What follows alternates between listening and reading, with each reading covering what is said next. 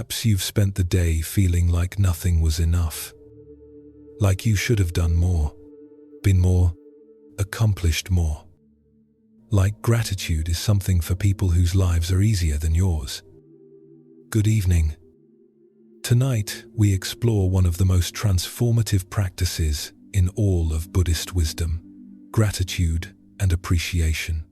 The art of seeing blessings even in difficulty, even in the ordinary, even in the broken places.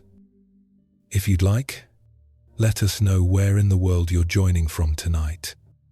Through 18 stories from Zen monasteries, quiet villages, and simple lives across Japan, China, Tibet, and Vietnam, we'll discover how ancient teachers found richness in poverty, joy in loss, and peace in chaos.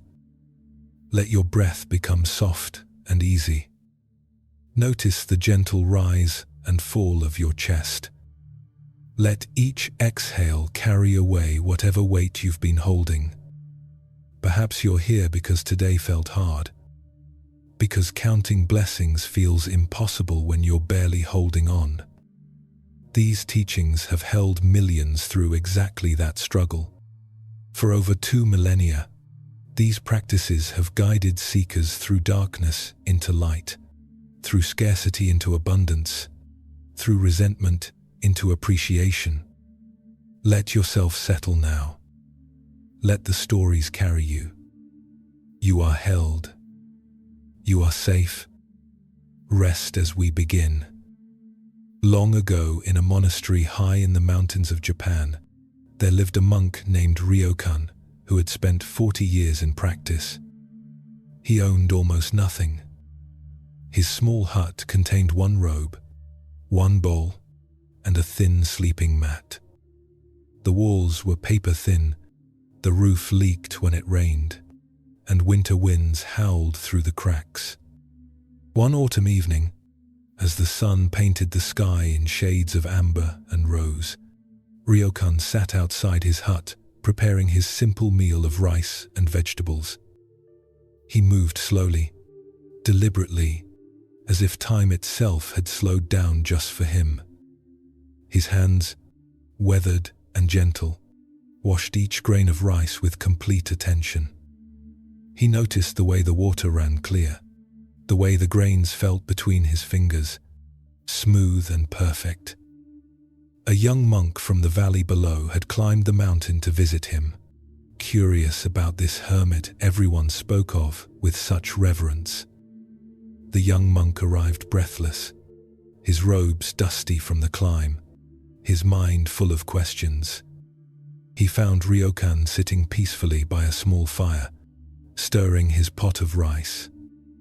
The young monk bowed respectfully and said, "Master, I have come to learn from your wisdom. Everyone speaks of your great understanding. Please teach me the secret of happiness." Ryokan smiled softly, his eyes crinkling at the corners. "Please sit," he said, gesturing to a spot near the fire. "Have you eaten? Share my meal with me." The young monk hesitated.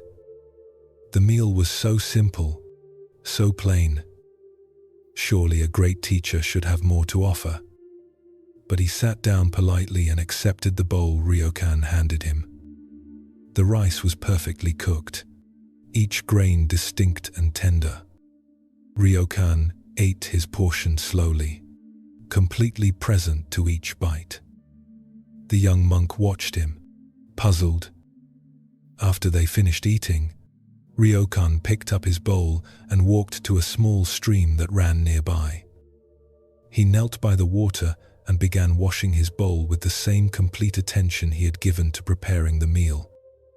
The water was icy cold, so cold it made his old hands ache. But he continued carefully, gently. The young monk followed him, unable to contain his impatience any longer. "Master, please. I came here for teachings. When will you share the secret of happiness with me?" Ryokan looked up from his washing, water dripping from his hands. He smiled that gentle smile again. When I prepare rice, I prepare rice. When I eat rice, I eat rice. When I wash my bowl, I wash my bowl. This is the secret. The young monk felt disappointed, almost angry. That's it. That's your great wisdom. Anyone can do these things. Ryokan nodded slowly. Yes, anyone can. But how many do? When you prepared your breakfast this morning, where was your mind? When you ate, were you tasting the food or planning your day? When you climbed this mountain, were you experiencing each step or only thinking about arriving at the top? The young monk opened his mouth to respond, but found he had no answer. He realized his mind had been somewhere else during every activity. He had rushed through his morning meal. He had thought about 100 different things while climbing the mountain. He had not truly been present for any of it. Ryokan finished washing his bowl and stood up, water droplets catching the last rays of sunlight like tiny diamonds. Tomorrow morning when the sun rises, I will be grateful for the light. When I eat my rice, I will be grateful for each grain. When I feel the cold, I will be grateful that I can still feel. This is not because I am wise. It is because I am here, fully here, for each moment. This story reminds us of something profound yet so easy to overlook. Gratitude does not wait for perfect conditions. Gratitude does not wait for something extraordinary to happen. Ryokan was grateful for cold water on his aching hands. He was grateful for simple rice. He was grateful for paper-thin walls and leaky roofs. His happiness came not from having more, but from being fully present to what he already had. Think about this morning when you woke up. Were you grateful for the moment your eyes opened? Or did your mind immediately jump to everything you had to do, everyone you had to please, all the ways the day might be difficult? We so often rush through our mornings, through our meals, through our entire lives, always somewhere else in our minds. We eat breakfast while planning lunch. We shower while rehearsing conversations. We never quite arrive anywhere because we are always on our way to somewhere else. Ryokan teaches us a different way. When you prepare rice, be there for it. Notice the grains, the water, the heat, the steam. When you eat, really taste your food. Feel the texture. Notice the temperature. Let eating be enough. When you wash dishes, let washing dishes be the entire universe for those few minutes. Feel the water, warm or cold. Watch the suds. Notice how the plate becomes clean. Just this. Nothing more needed. Just this moment, exactly as it is. In our modern lives, we think something is wrong if we are not constantly entertained or constantly productive.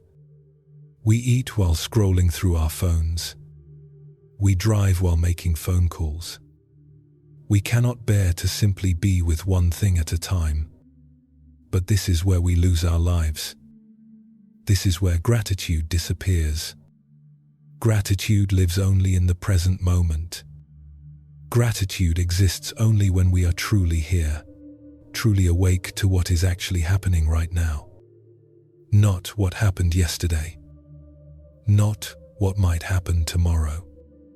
Just this breath. Just this heartbeat. Just this simple, perfect moment. What if you approached tomorrow differently? What if when you made your morning coffee or tea, you gave it your complete attention? What if you noticed the sound of the water boiling, the color of the liquid, the warmth of the cup in your hands, the first sip touching your lips? What if you were grateful not for something extraordinary but for this ordinary miracle of being alive, being conscious, being able to experience anything at all? Ryokan reminds us that the deepest happiness is not found in getting what we want. It is found in being fully present for what we have. Right now. This moment.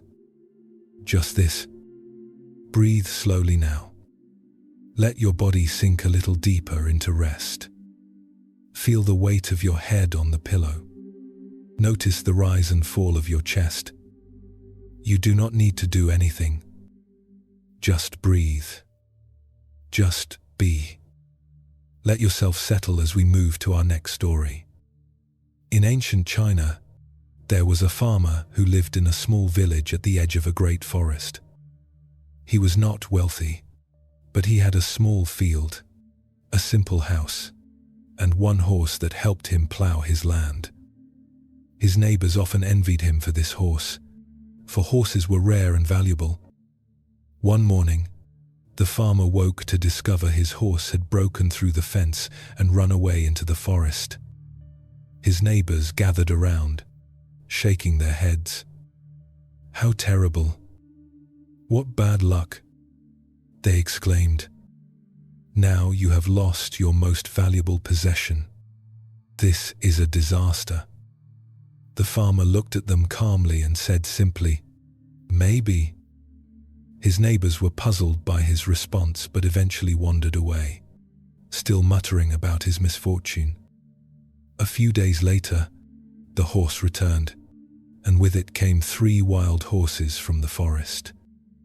The horse had found a herd and led them back to the farmer's land. Now the farmer had 4 horses instead of 1. The neighbors rushed over, amazed. "How wonderful! What good luck!" they cried. "Now you are rich. This is a blessing." The farmer looked at them with the same calm expression and said, "Maybe."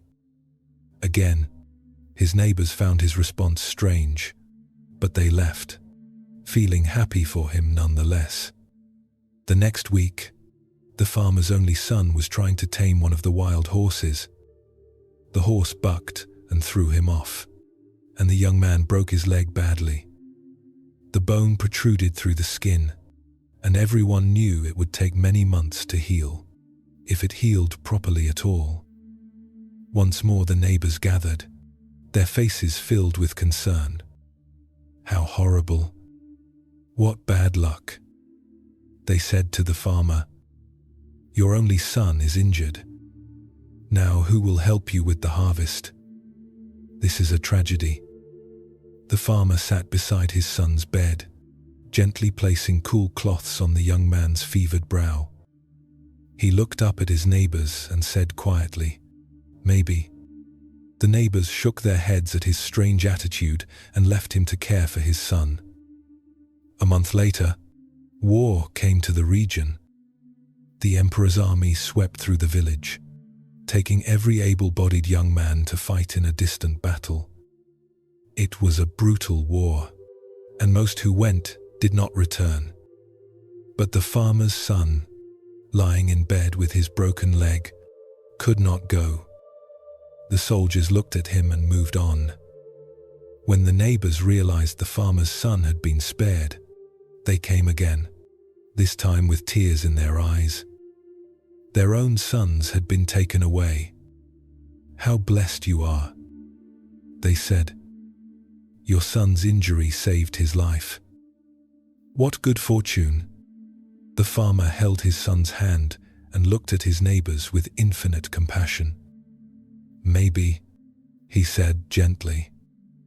This is how he lived his entire life, never clinging to good fortune, never drowning in bad fortune, simply meeting each moment with presence and quiet gratitude for whatever came. This ancient story invites us to look at our lives differently. We spend so much energy judging everything that happens as good or bad, lucky or unlucky, blessing or curse. But the farmer understood something most of us forget. We cannot see the whole picture. We do not know what any event will ultimately lead to. That job you lost might open a door to something better. That relationship that ended might make space for genuine love. That illness might teach you something essential about yourself. That failure might redirect you toward your true path. We simply do not know. When something we label as bad happens, we suffer not just from the event itself, but from our judgment of it.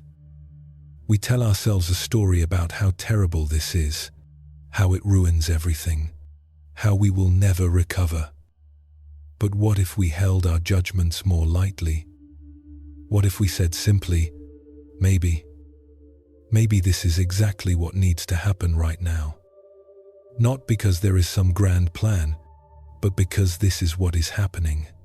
And fighting against reality only creates more suffering. The farmer's gratitude was not dependent on circumstances. He did not wait until everything was going well to feel grateful. He was grateful in each moment because he understood that each moment contains both seeds of difficulty and seeds of blessing. The horse runs away and brings back 3 more. The son breaks his leg and is spared from war. Life keeps flowing, changing, turning, and we can either exhaust ourselves judging every turn, or we can meet it all with open hands and open hearts. Think about something in your life right now that you have labeled as bad luck or a problem. What if you held it a little more loosely? What if you said, maybe you do not yet know what gift this situation contains. Maybe 6 months from now you will look back and see it differently. Maybe right now the most important thing is not to fix it or solve it, but simply to be with it, to accept it, to stop fighting it. This is where gratitude becomes possible even in difficulty.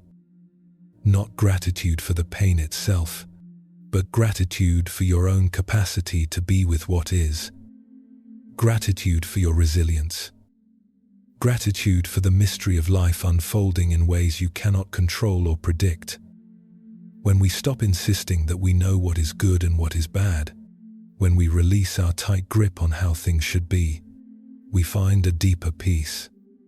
We find we can be grateful simply for being alive, for being conscious, for having this one precious human life with all its unexpected turns and changes. The farmer teaches us that maybe is sometimes the wisest word we can speak. Maybe lets us hold everything lightly. Maybe lets us remain open. Maybe lets us trust that life knows something we do not. Let your breath be soft now. Let your thoughts drift like clouds. You do not need to figure anything out. Just rest. Just be here. Let yourself float into the next story. In a monastery in Tibet, there lived a young monk named Lobsang who struggled greatly with his practice. While the other monks sat peacefully in meditation, his mind raced with thoughts. While others seemed calm and content, he felt restless and discouraged. He began to believe he was the worst monk in the entire monastery. One winter day, feeling particularly defeated, Lobsang went to his teacher, a gentle old master named Ani Dorje. The old woman sat in her small room, light streaming through the window, illuminating her weathered face. Her eyes were kind and bright, like a grandmother's. "Teacher," Lobsang said, his voice thick with frustration, "I am failing at everything. My meditation is terrible. My mind never stops chattering. I cannot focus. I cannot find peace. Perhaps I am not meant to be a monk. Perhaps I should leave." Ani Dorje listened quietly, her hands folded in her lap. When he finished speaking, she gestured for him to sit beside her. "Tell me," she said softly, When you sit in meditation and your mind wanders, what do you do? Lobsang sighed. I notice that my mind has wandered, and I feel terrible about it. I feel like I have failed. Then I try to force my mind to be quiet, but that does not work either. The more I try to concentrate, the more thoughts appear. It is hopeless. Annie Dorje smiled, her eyes crinkling with warmth. And how many times in one meditation session do you notice your mind has wandered? Lobsang thought about it. I don't know. Hundreds of times. Maybe thousands. That's the problem. Said Annie Dorje, her smile growing wider. So hundreds of times in each meditation session, you wake up. Hundreds of times, you become aware. Hundreds of times, you return to the present moment. Do you realize what a gift this is? Lobsang looked at her, confused. But I'm supposed to stay focused. I'm supposed to keep my mind from wandering in the first place. The old teacher shook her head gently. The mind wanders. This is what minds do. They have been wandering since the beginning of time. The practice is not to stop the mind from wandering. The practice is to notice when it wanders and to return, gently, with kindness, again and again. And you, my dear Lobsang, you are getting hundreds of opportunities to practice returning every single day. You are not failing. You are succeeding hundreds of times each session. Lobsang sat in stunned silence. He had never thought about it this way. He had been judging himself for the wandering, completely missing the miracle that he kept noticing and returning. Every time you notice your mind has wandered, Annie Dorje continued, that noticing is a moment of awakening. That noticing is mindfulness itself. That is the practice. Not the perfect concentration, but the returning, the coming back, again and again and again. This is where the real work happens. This is where transformation occurs. She reached over and patted his hand with her own weathered fingers. Be grateful for every wandering. Be grateful for every return. The mind that never wandered would have no opportunity to practice coming back. Your restless mind is giving you countless chances to wake up every single day. This teaching turns everything upside down, doesn't it? We think we should already be good at things. We think we should not make mistakes. We think struggling means we are failing. But Annie Dorje reminds us that the struggle itself is the practice. The difficulty itself is where we grow. Lobsang had been so busy judging himself that he completely missed what was actually happening. He was not failing. He was practicing. Hundreds of times every session, he was waking up, noticing, returning. This is extraordinary. This is exactly what the practice asks of us. Think about your own life. How often do you judge yourself for not being better, calmer, more focused, more patient? How often do you beat yourself up for making the same mistakes, for losing your temper again, for eating that thing you said you wouldn't eat, for spending too much time on your phone, for whatever it is you think you should be doing differently? What if you looked at it the way Annie Dorje suggested? What if every time you notice you have been lost in anger, that noticing is a moment of awakening? What if every time you catch yourself being impatient, that catching yourself is mindfulness? What if every time you realize you have been scrolling mindlessly through your phone, that realization is the practice? The point is not to be perfect. The point is to notice, to wake up, to return, and then to notice again, to wake up again, to return again. This is the practice. This is the path. This is how change happens. We can be grateful for our wandering mind, for our struggles, for our imperfections, because they give us endless opportunities to practice. Without them, we would have nothing to work with. The smooth, easy path teaches us nothing. The difficult path, the one where we stumble and notice our stumbling and get back up again, this is where we become strong. This is where we become wise.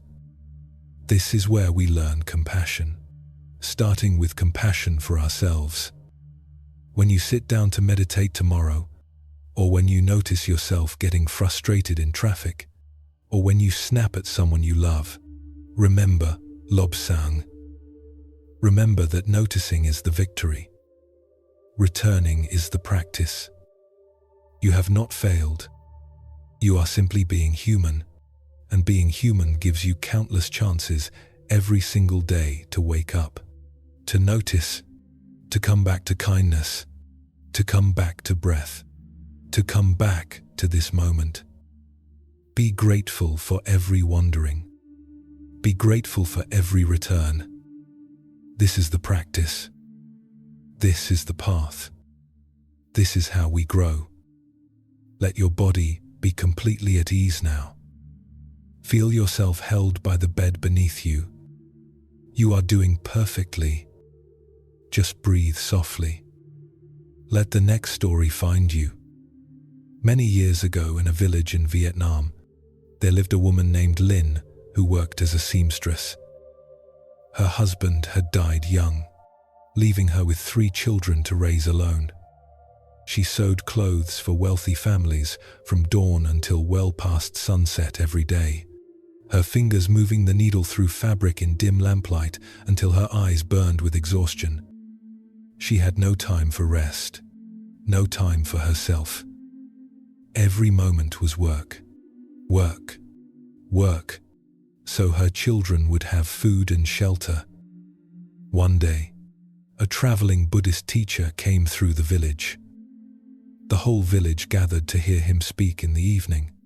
After work was done, Lin wanted to go, but she still had a dress to finish by morning. She sighed and bent over her sewing, her back aching, her fingers stiff and sore. Her eldest daughter, Mai, who was 12 years old, watched her mother from across the room. Mai could see the weariness in every line of her mother's body, the way she hunched over the fabric, the way she rubbed her neck to ease the constant pain. "Mother," Mai said gently, "let me bring you some tea." Lin barely looked up. "I don't have time for tea, child. This dress must be finished. Go to bed. Tomorrow comes early." But Mai did not go to bed. Instead, she heated water, prepared tea the way her mother liked it, with a little honey from their small jar that they saved for special occasions. She brought it to her mother and set it down beside the sewing. "Please, Mother, just 1 cup. Just 1 moment." Something in her daughter's voice made Lin stop. She looked up and saw Mai watching her with such concern, such love in her young eyes. Lin's throat tightened. When was the last time she had really looked at her daughter? When was the last time she had stopped, even for a breath? She picked up the cup of tea. It was still hot, steam rising in delicate swirls. She brought it to her lips and took a sip. The sweetness of the honey touched her tongue. The warmth spread through her chest. She took another sip, slower this time, really tasting it. Mai sat down beside her, not speaking, just being present. And in that moment, something shifted inside Lin. She realized that for months, maybe years, She had been so focused on surviving, on doing, on pushing through, that she had forgotten to actually live. She had forgotten that this moment, right here, her daughter beside her, this cup of tea warm in her hands, this was life itself. This was what all the work was for. Not some future moment when everything would be easier. This moment, now. Tears filled her eyes. "Thank you," she whispered to Mai. "Thank you for reminding me to pause. Thank you for this tea. Thank you for caring about your tired mother." Mai smiled and rested her head on Lin's shoulder. They sat together in silence, the unfinished dress forgotten for these few precious minutes, just a mother and daughter, breathing together, drinking tea together, being alive together. From that night forward, Lin changed something small but profound. Every evening, before she began her sewing, she made herself tea. She sat for just 5 minutes, doing nothing but drinking that tea, tasting it, feeling grateful for it. 5 minutes out of her endless hours of work. But those 5 minutes became the most important minutes of her day. They became her anchor. They became her reminder that life was not somewhere in the future, not when things got easier, but right here, right now, in this cup of tea, in this breath, in this moment of being alive. This story speaks to something so many of us experience. We live our lives in constant motion, always pushing toward the next thing. We tell ourselves, we will rest later. We will enjoy life later. We will be grateful later. When everything is finished, when things calm down, when we finally have time. But later never comes. There is always another dress to sew, another deadline to meet, another email to answer, another task to complete. The list never ends. If we wait for everything to be done before we allow ourselves to pause and be grateful, we will wait our entire lives. Lin was not being lazy when she spent 5 minutes drinking tea. She was not wasting time. She was reclaiming her life. She was remembering that she is a human being, not a human doing. She was practicing gratitude for the simplest things: warm tea, a quiet moment, her daughter's love. In our modern world, we glorify busyness. We wear our exhaustion like a badge of honor. We say things like, "I am so busy. I have no time for anything. I am running on empty," as if this is somehow admirable. But it is not admirable. It is a tragedy. It is a way of sleepwalking through our own lives. When you are moving so fast that you cannot taste your tea, you are not really living.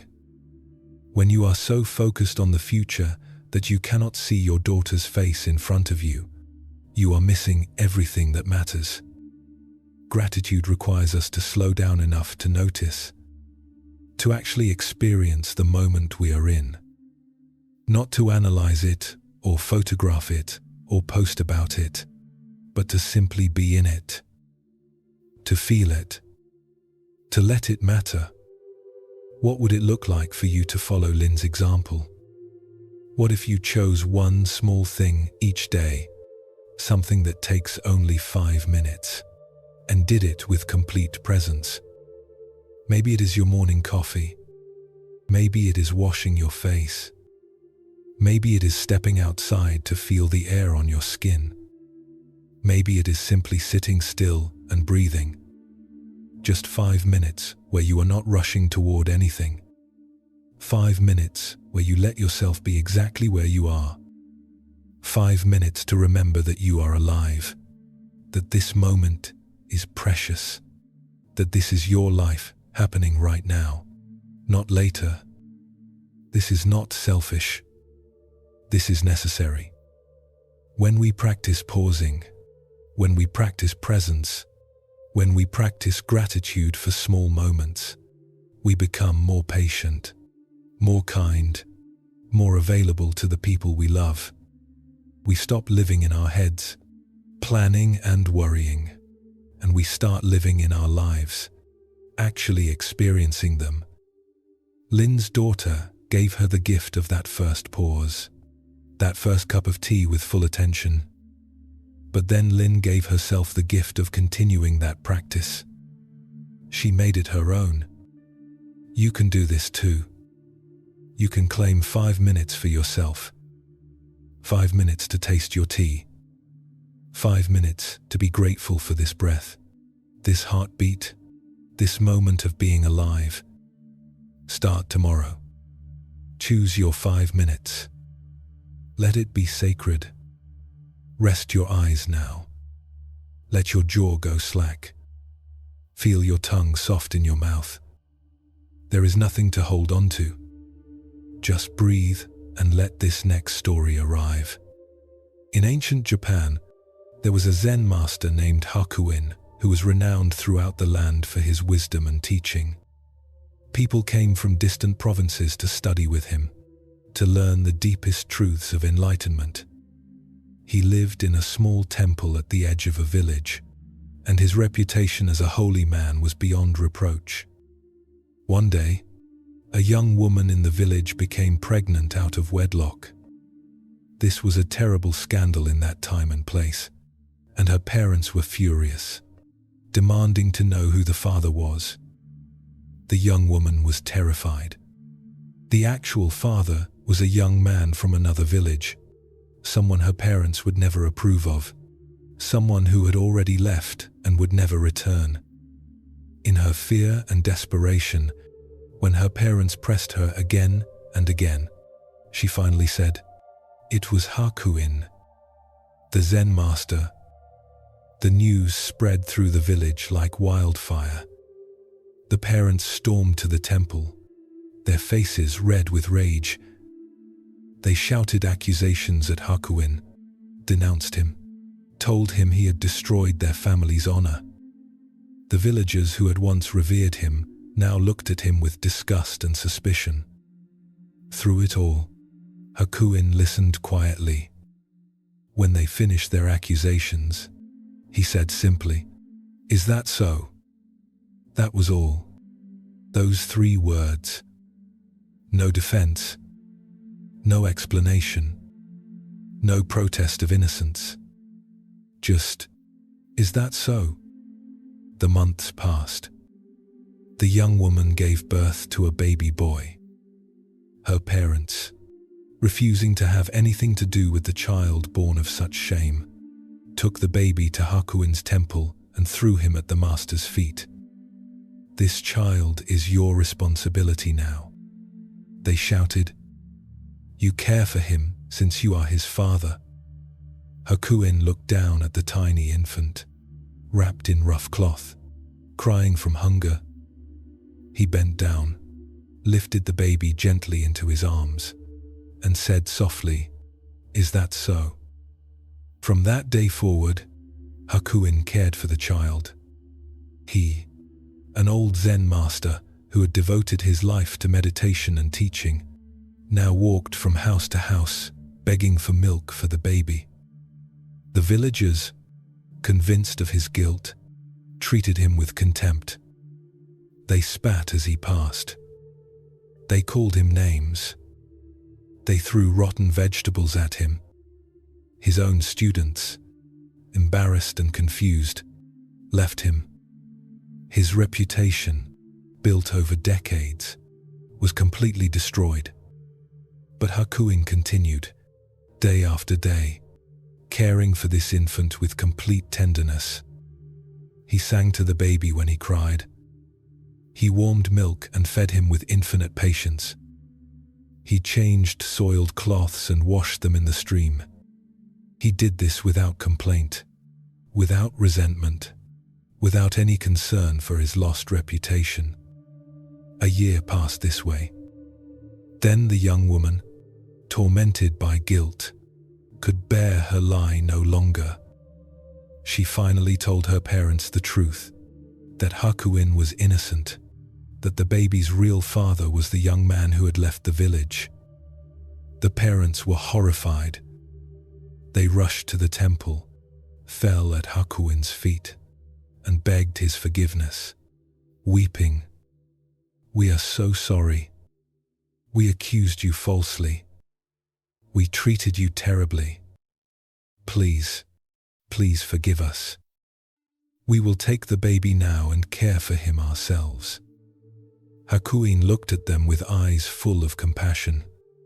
He looked down at the child in his arms, the child he had cared for all these months, who now knew his scent and his voice. He handed the baby gently to the grandmother and said softly, "Is that so? What do we do with a story like this?" Hakuin's response is almost incomprehensible to us.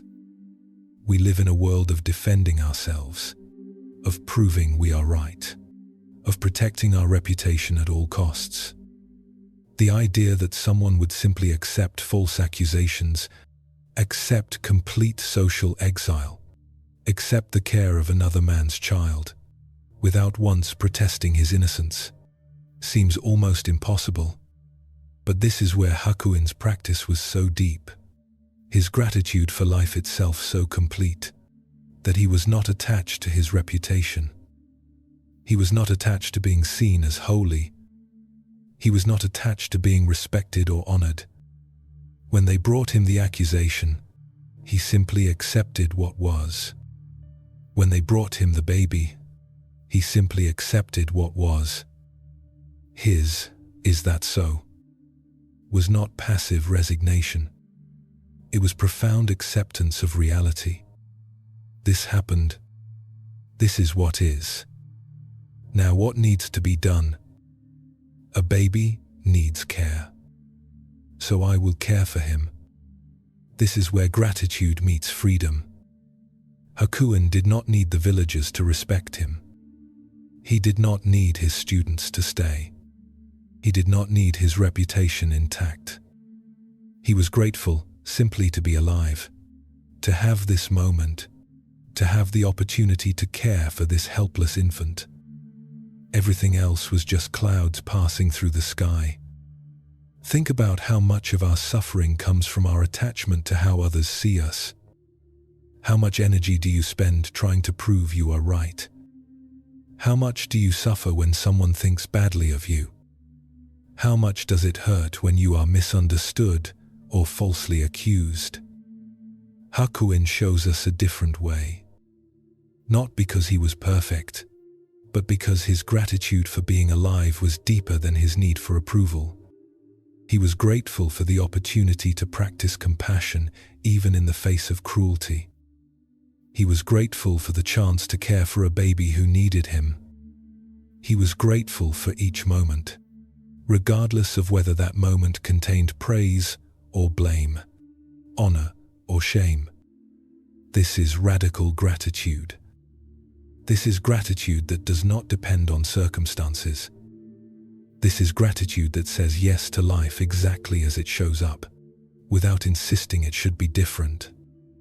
We cannot all be Hakuin, but we can learn from him. When someone misunderstands us, can we be a little less desperate to correct them? When someone thinks badly of us, can we survive that without falling apart? When life brings us something we did not ask for, something that feels unfair or wrong, can we ask ourselves, what needs to be done now?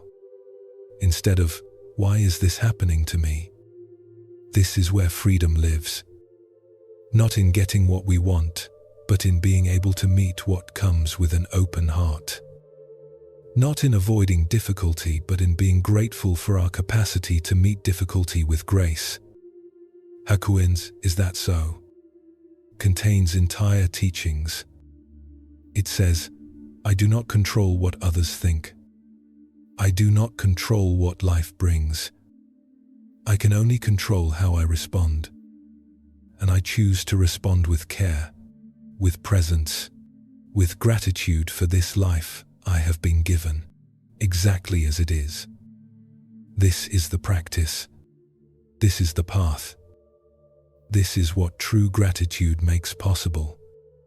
Breathe in peace now. Breathe out any worry. Your body knows how to rest. Trust it. Let yourself sink deeper. Listen as the next story begins. Once there was a woman named Chen who lived in a small apartment in a crowded city in modern-day Taiwan. She worked long hours as a clerk in a busy office where her boss was demanding and her co-workers were often unkind. She had little money, few friends, and her health was not good. Some days, lying awake at night in her small room, listening to traffic outside and neighbors arguing through thin walls, she wondered if her life had any meaning at all. One evening, walking home from work in the rain, she passed an old temple she had walked by hundreds of times but never entered. Something made her stop. Maybe it was the warm light coming through the doorway. Maybe it was exhaustion. Maybe it was loneliness. She climbed the worn steps and went inside. The temple was nearly empty. An elderly nun sat near the altar, very still, her eyes closed. Chen stood uncertainly in the doorway, water dripping from her coat. The nun opened her eyes and smiled. "Come in," she said warmly. "Come out of the rain." Chen approached slowly. She had not grown up Buddhist, knew almost nothing about temples or practices. But something about the nun's kind face made her feel safe. "I don't know why I came in," Chen admitted. "My life feels so empty, so difficult. I have nothing to be grateful for." The nun nodded, her eyes full of understanding. "Sit with me," she said, patting the cushion beside her. Chen sat, and they were quiet together for a moment. Then the nun said, "Let me ask you something. Can you see me right now?" Chen looked at her, confused. "Yes, of course. And can you hear my voice?" "Yes." "Can you feel the cushion beneath you? Can you breathe?" Chen nodded slowly, not understanding where this was going. The nun smiled. "Then you have everything. Your eyes work. Your ears work. Your body is here, breathing. Do you know how precious this is? Do you know how many people would give everything they have for just one more day of seeing, hearing, breathing?" Chen felt something catch in her throat. She had never thought about it this way. The nun continued gently.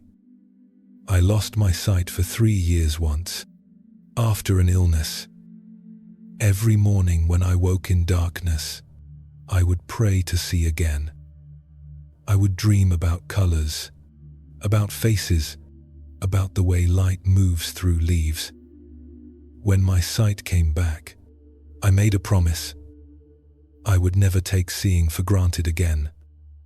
Every morning when I open my eyes, the first thing I do is feel grateful that I can see the ceiling, the window, the first light of day. This is a miracle I receive every single morning." Chen looked around the temple with new eyes. She could see the altar, the flowers, the candle flames. She could see the gentle lines of the nun's face. She could see. "I had a friend," the nun continued, "who was in an accident and could not walk for years. She told me that, before the accident, she never once felt grateful for walking. She walked everywhere without even thinking about it. But when she was finally able to walk again, she said every step felt like a gift. She would walk in her garden and weep with gratitude for legs that moved, for feet that touched the ground." Chen thought about her walk home from work. She had been so caught up in her misery that she had not even noticed she was walking. Her legs worked. Her feet were strong. Her body carried her wherever she needed to go, day after day, without complaint. "What about your heart?" the nun asked. "Right now, in this moment, can you feel it beating?" Chen placed her hand on her chest. She could feel it, steady and sure, beat after beat after beat. How many times had her heart beaten today? Tens of thousands. And she had never once said thank you. "Your heart has been beating since before you were born," the nun said softly. "It has never stopped, never taken a vacation, never quit, even when things were hard. It just keeps going, keeping you alive. Is this not worthy of gratitude?" Tears began to run down Chen's face. The nun reached over and held her hand. "You say you have nothing, but you have eyes that see and ears that hear. You have a beating heart and breathing lungs. You have a mind that can think and feel. You have this moment, right now, this one irreplaceable moment of being alive. If you cannot find gratitude for these things, then you will never find gratitude even if you have everything the world calls success." This story brings us face to face with something we desperately need to remember. We are so busy comparing our lives to others, wishing we had more money, more success, more love, more everything, that we completely miss the fundamental miracles we already possess. Every single moment, your body is performing a symphony of functions that keep you alive. Your heart beats without you telling it to. Your lungs breathe. Your immune system fights off threats you never even know about. Your brain processes millions of signals. Your cells regenerate. All of this happens automatically, constantly, to keep you alive. And how often do you feel grateful for it? Most of us take it completely for granted until something goes wrong. We only appreciate our health when we get sick. We only appreciate our ability to walk when we injure our legs. We only appreciate our eyesight when it starts to fail. But what if we practiced what the nun taught? What if every morning, the first thing we did was place our hand on our heart and say thank you? Thank you, heart, for beating all night while I slept. Thank you, lungs, for breathing. Thank you, body, for another day of life. This is not silly or childish. This is profound.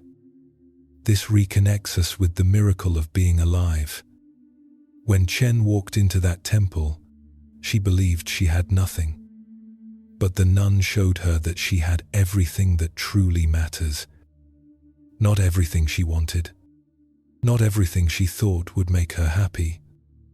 But the fundamental gift of being alive, being conscious, being here. This is what gratitude is built on. Not on perfect circumstances, but on recognizing what is already true.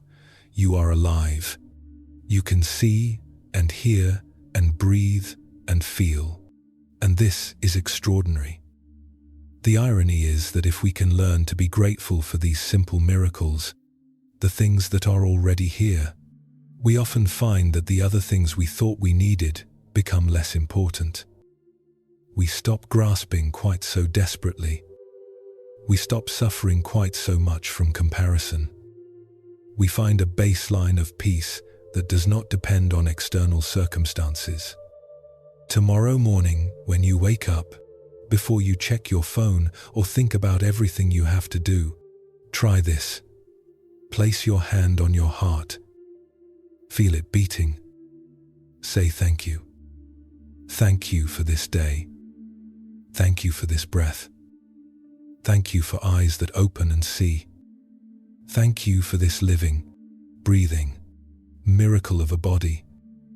This takes only a few seconds, but these few seconds can change everything. They can shift you from a mindset of lack to a mindset of abundance. They can remind you of what matters. They can help you start the day with gratitude instead of worry. Your heart is beating right now as you hear these words. This is not nothing. This is everything. Close your eyes if you haven't already. Feel the darkness welcoming you. Feel your breath moving gently in and out. You are safe. You are held. Let yourself drift as we continue. Long ago in China, there was a young Buddhist monk named Wei who served in the monastery kitchen. His job was simple but difficult. Every morning before dawn, he lit the fire and cooked rice porridge for all the monks. Then he washed every bowl, every pot, every utensil. His hands were always red and chapped from the cold water. His back ached from bending over the washing tubs. While other monks studied texts or practiced meditation, Wei scrubbed pots. He felt like the lowest monk in the monastery, doing the most thankless work. One day, a famous Zen master named Guishan visited the monastery. All the monks were excited, eager to receive teachings from such an enlightened being. They gathered in the meditation hall, ready to hear profound wisdom. But Guishan did something unexpected. He asked to meet the cook. Wei was shocked when they came to fetch him from the kitchen. He washed his hands quickly, brushed rice from his robes, and hurried to the meditation hall, confused and nervous. Guishan looked at him with gentle eyes. "Tell me about your work," the master said. Wei did not know what to say. "I cook rice porridge every morning and wash the dishes. That is all."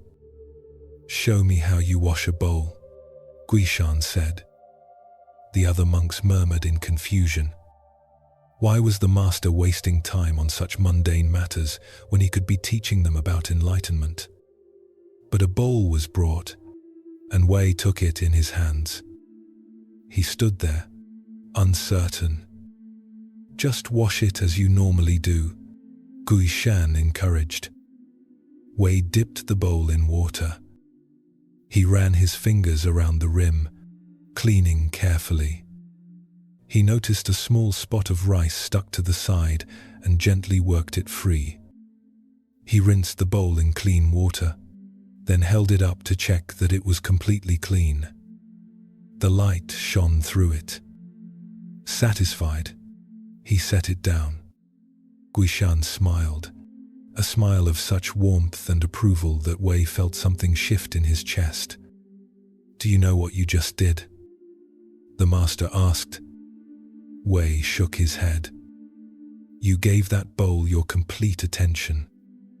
You cared about doing it well.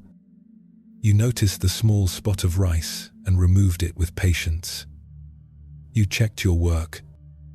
You were completely present for those few moments. This is meditation. This is practice. This is the path to enlightenment." Wei stood very still, tears beginning to form in his eyes. "You do this every day?" Guishan asked. "Yes, master. Many times a day. Hundreds of bowls. Then you have been practicing meditation hundreds of times a day for years. You have been walking the path all along, and you did not even know it." Guishan turned to address all the monks gathered there. "This monk washes dishes with more mindfulness than most of you bring to your meditation cushions. He has something precious that many of you do not have: gratitude for simple work, attention to small things, presence in ordinary moments. These are the foundations of awakening." From that day forward, Wei understood that he had never been doing lowly work. He had been practicing the very heart of the path. Every bowl he washed became an opportunity for presence. Every pot he scrubbed became a meditation. Every morning when he lit the fire, he did it with gratitude. He was no longer the lowest monk doing thankless work. He was a practitioner engaged in the most important practice of all, bringing complete attention to each moment, each task, each ordinary action. This story strikes at the heart of a misconception so many of us carry. We think spiritual practice is something separate from ordinary life. We think enlightenment happens on meditation cushions or in monasteries or through special experiences. We think our daily tasks, our mundane chores, our simple work is just stuff we have to get through to get to the real practice, the real life, the real meaning. But Wei's story teaches us that there is no separation. Washing dishes is the practice. Cooking breakfast is the practice. Making your bed, brushing your teeth, walking to your car, everything, absolutely everything, can be done with presence and care. And when we bring that quality of attention to ordinary tasks, they are no longer ordinary. They become sacred. Think about how you approach your daily chores. Do you rush through them, wishing you were doing something else? Do you wash dishes while thinking about 100 other things? Do you clean your house on autopilot, impatient to be done? What would change if you did what Wei did? What if when you washed a dish, you really washed it? Felt the water, noticed the soap, carefully cleaned each part of it, then held it up to see it clean? What if you brought complete attention to folding laundry, to making your bed, to preparing food? The miracle is that when we do this, the tasks themselves become satisfying. They become meditative. They become opportunities to practice presence, gratitude, care. And all those hours we thought of as wasted time, as just getting through the tedious stuff, become hours of practice. Wei washed hundreds of bowls a day, hundreds of opportunities to be present, thousands of opportunities each month, tens of thousands each year. All those moments were not wasted. They were the path itself. You have similar opportunities. Every time you wash your hands, you can feel the water, notice the soap, be grateful for clean water. Every time you make your bed, you can do it with care, smoothing the sheets, fluffing the pillows, creating a welcoming space for tonight's rest. Every time you cook, you can notice the colors of the vegetables, the sounds of chopping, the smells filling your kitchen. This is not about making every task take longer. It is about being present for the tasks you are already doing. And when you are present, you find gratitude. You are grateful for hands that work. You are grateful for water. You are grateful for food to prepare.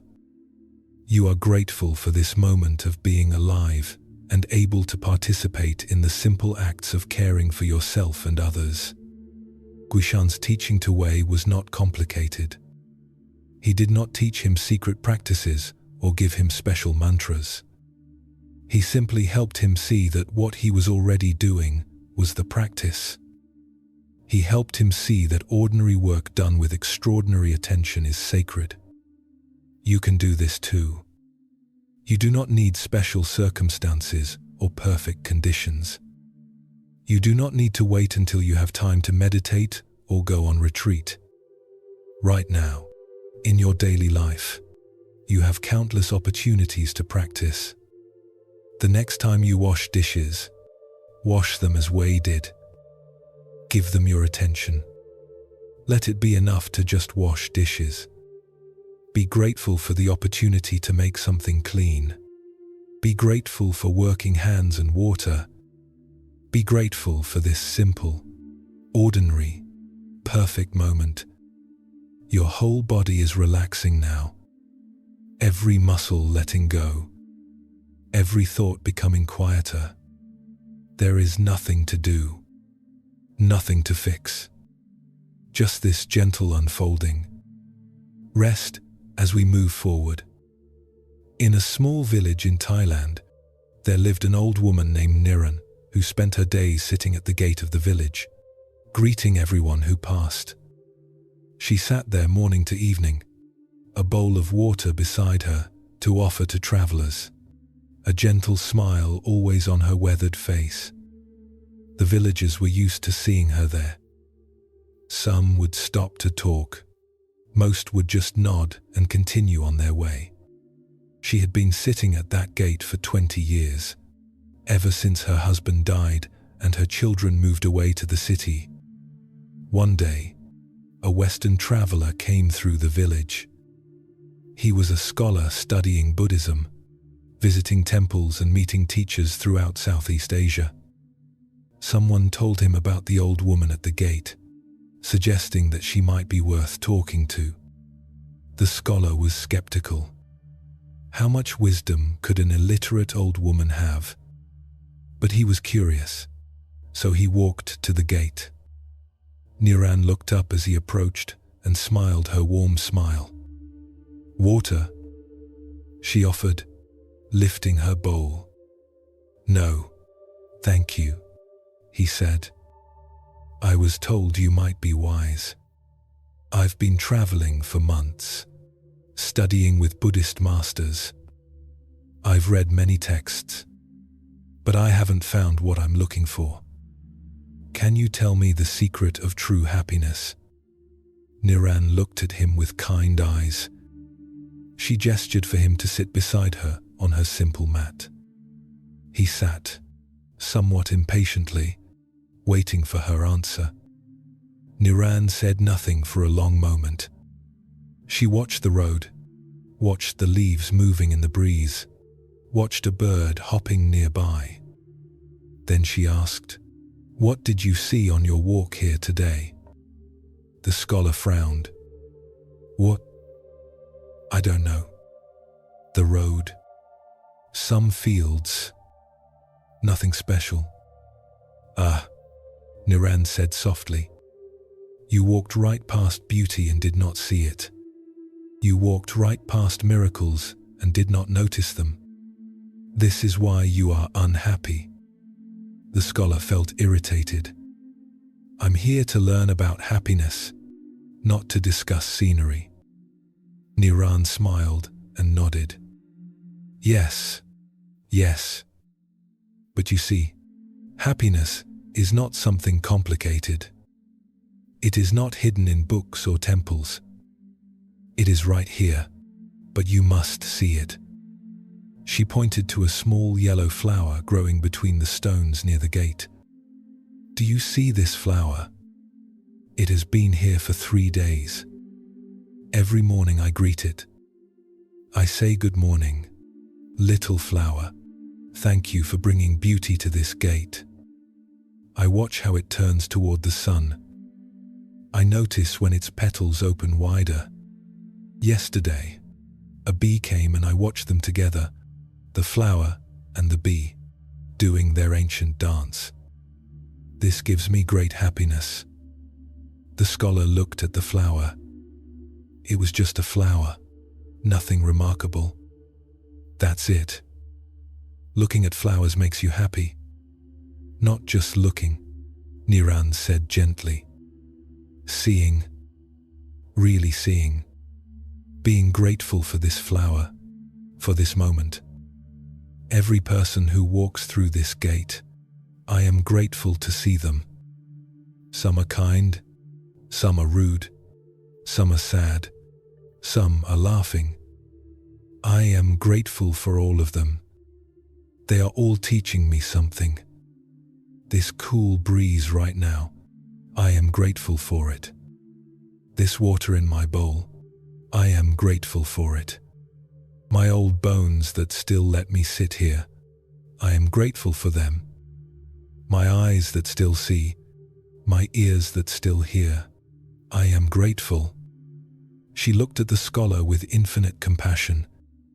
You have traveled so far, read so many books, met so many teachers, trying to find something you think is missing. But nothing is missing. Everything you need to be happy is right here. You just have to notice it. You just have to be grateful for it. The scholar sat in silence. He realized she was right.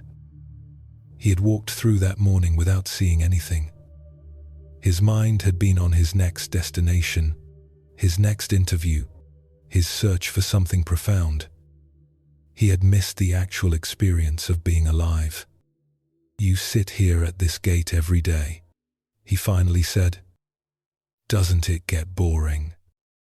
Don't you wish you were somewhere else, doing something important? Niran laughed, a delighted sound like bells. This is somewhere else to someone else. This is the most important place because this is where I am.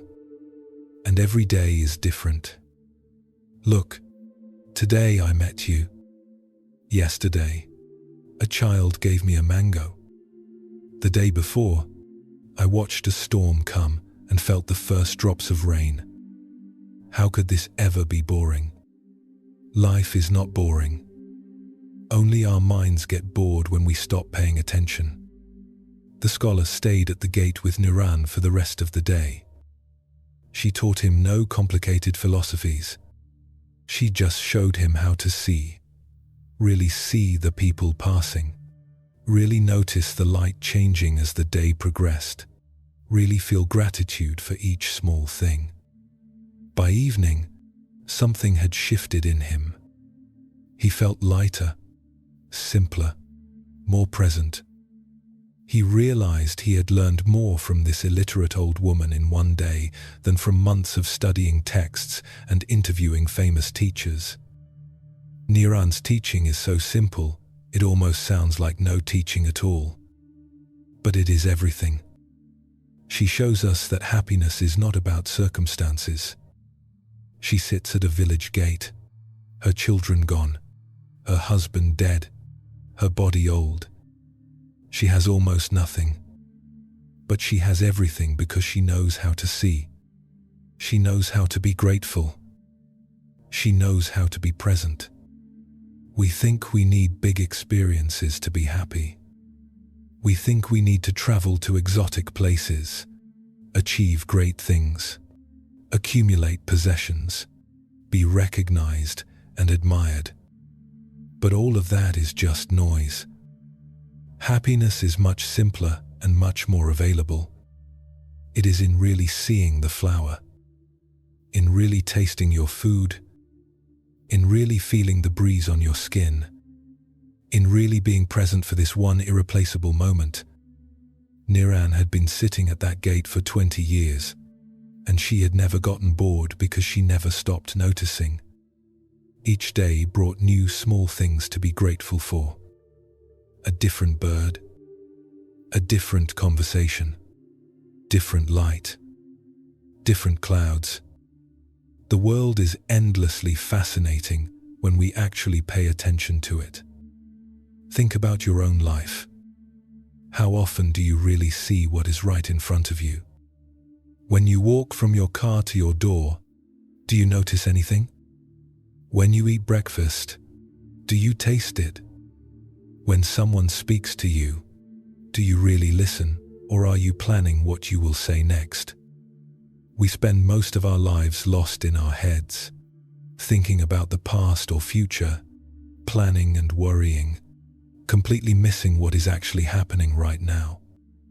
And then we wonder why we feel disconnected, why we feel like something is missing, why happiness eludes us.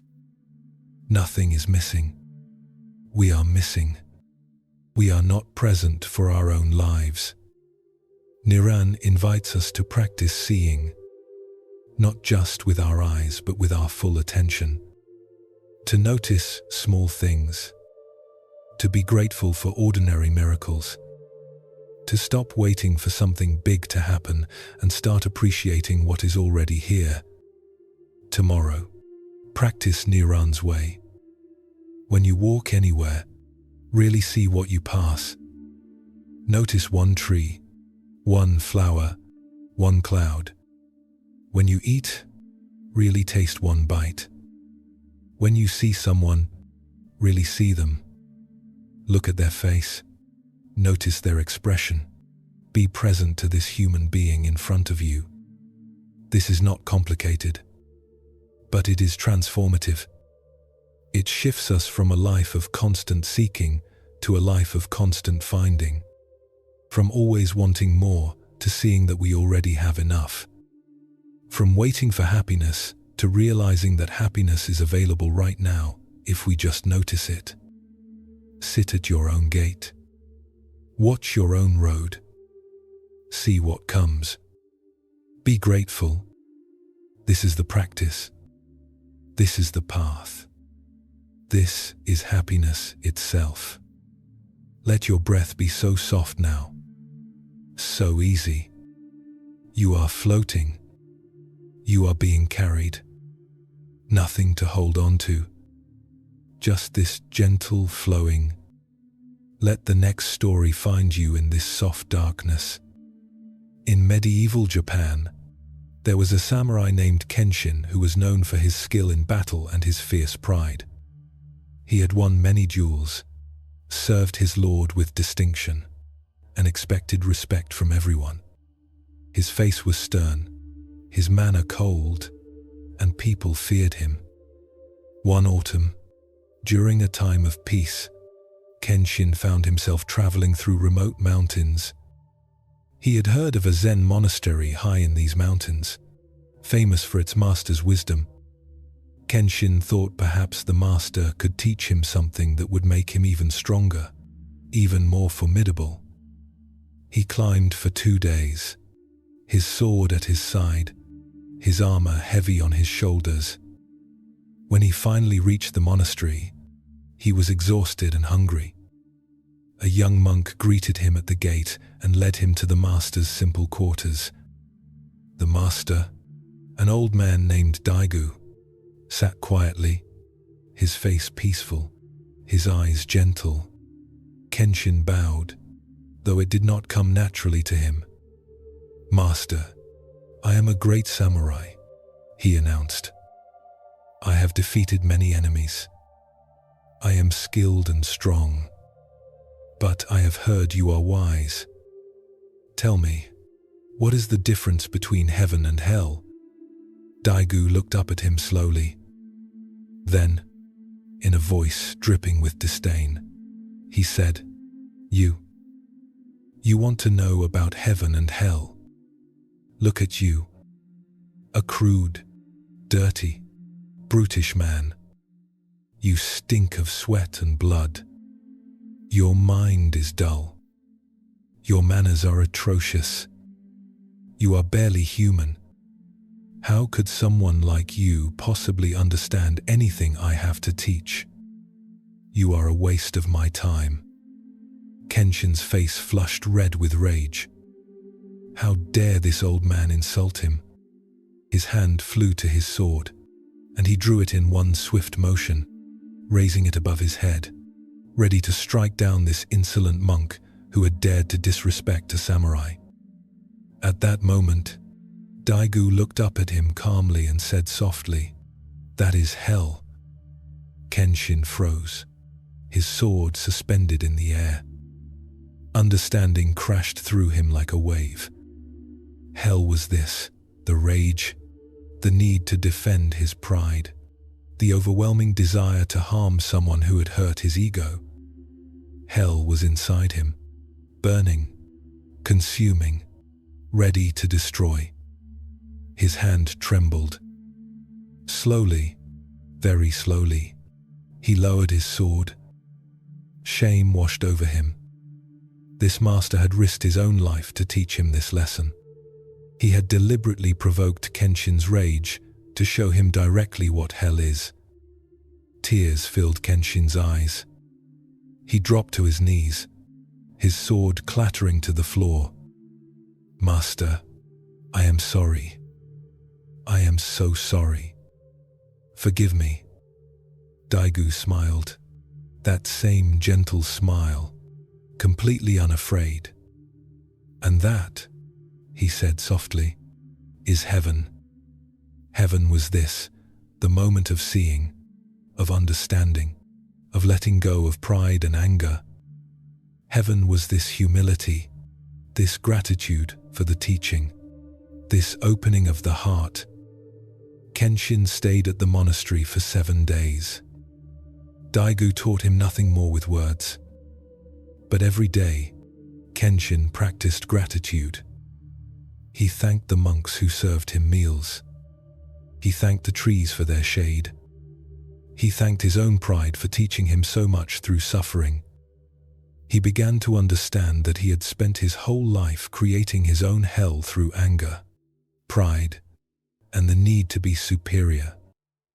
And heaven had been available all along, in moments of genuine connection, humility, and gratitude. When he left the monastery, he left his sword behind. He no longer needed it. He had discovered something stronger than any weapon, a grateful heart that does not need to defend itself, that does not need to prove anything, that can meet the world with openness instead of armor. This story shows us something profound about how we create our own suffering. Kenshin was a skilled warrior, successful by worldly measures. But he was miserable, trapped in his own need to be respected, feared, superior. He could not let go of his pride even for a moment. And when someone challenged that pride, hell appeared instantly. We do this too. Maybe not as dramatically, but we do it. Someone criticizes us and we burn with resentment. Someone disrespects us and we cannot let it go. Someone gets something we wanted and we are consumed with jealousy. Someone cuts us off in traffic and we rage. Someone questions our competence and we feel compelled to prove them wrong. This is hell. Not flames and demons, but this internal burning, this inability to let things be, this constant need to defend and attack and prove ourselves. And we create it. Daegu did not create Kenshin's hell. Kenshin created it through his response. Daegu just held up a mirror. But the moment Kenshin saw what he was doing, the moment he felt genuine remorse and humility, heaven appeared. Not because Daegu gave him something, but because he let go of something, his pride, his anger, his defensiveness. The practice of gratitude is intimately connected to this teaching. When we are genuinely grateful, we cannot be proud. When we recognize how much we have received, how much we have been given, how dependent we are on others and on the world, how can we maintain the illusion that we are self-sufficient and superior? Gratitude dissolves pride. Gratitude opens the heart. Gratitude lets us see that we do not need to defend ourselves so fiercely because we are not as important or as threatened as our ego tells us we are. Think about the last time someone criticized you or disrespected you. How did you respond? Did you create hell by burning with resentment? By needing to defend yourself? By imagining all the ways you could strike back? Or were you able to let it go? To see it as just one person's opinion? To recognize that your worth does not depend on what anyone else thinks? This is difficult practice. Kenshin had spent his whole life building his identity as a great samurai. To let that go, to see that it was actually a prison, took immense courage. But that is what gratitude makes possible. When we are grateful for simple things, for breath and heartbeat and sunlight, We do not need grand identity to give us worth. We already have worth. We are already valuable because we are alive. Practicing gratitude each day is a way of choosing heaven over hell. When we wake up and say, "Thank you," we are choosing openness over defensiveness. When we notice small blessings throughout the day, we are choosing contentment over constant craving. When we go to bed grateful even for difficulties that taught us something, we are choosing wisdom over resentment. You carry both heaven and hell within you, as Kenshin did. Which one you experience depends not on your circumstances, but on your response to them. Choose gratitude. Choose humility. Choose to let go of the need to be right, to be respected, to be superior. Choose to see that every person you meet, every situation you encounter, has something to teach you if you can receive it with an open heart. This is the practice. This is the path. This is how we create heaven right here, right now, in this moment. Your body is so heavy now, so relaxed, sinking into softness. Let go completely. There is nothing to hold, nothing to grasp. Just float. Just rest. Let this next story come to you like a dream. There was once a merchant named Shen who traveled from village to village selling cloth and thread. He was not wealthy, but he had enough. He had a good wife, 3 healthy children, a small house. By all measures, his life was fine. But Shen was never content. He always compared himself to others who had more. When he saw a merchant with a finer cart, he felt diminished. When he visited a house larger than his, he felt ashamed of his modest home. When he heard of someone who had made a large profit, he felt like a failure. This constant comparing made him miserable. One evening, he stopped at an inn in a mountain village. The innkeeper, an old man named Bao, noticed Shen's glum face. "You look troubled, friend," Bao said as he served Shen a simple dinner of soup and bread. Shen sighed deeply. "I work hard, but I never seem to get ahead. There are always others who have more, who are more successful. I try and try, but it's never enough." Bao nodded slowly. "I used to feel that way too. Let me tell you a story." He sat down across from Shen, his hands folded on the worn table. "When I was a young man, I wanted to be rich. I wanted a big house, fine clothes, many servants. I worked myself half to death chasing this dream. I barely saw my family. I barely slept.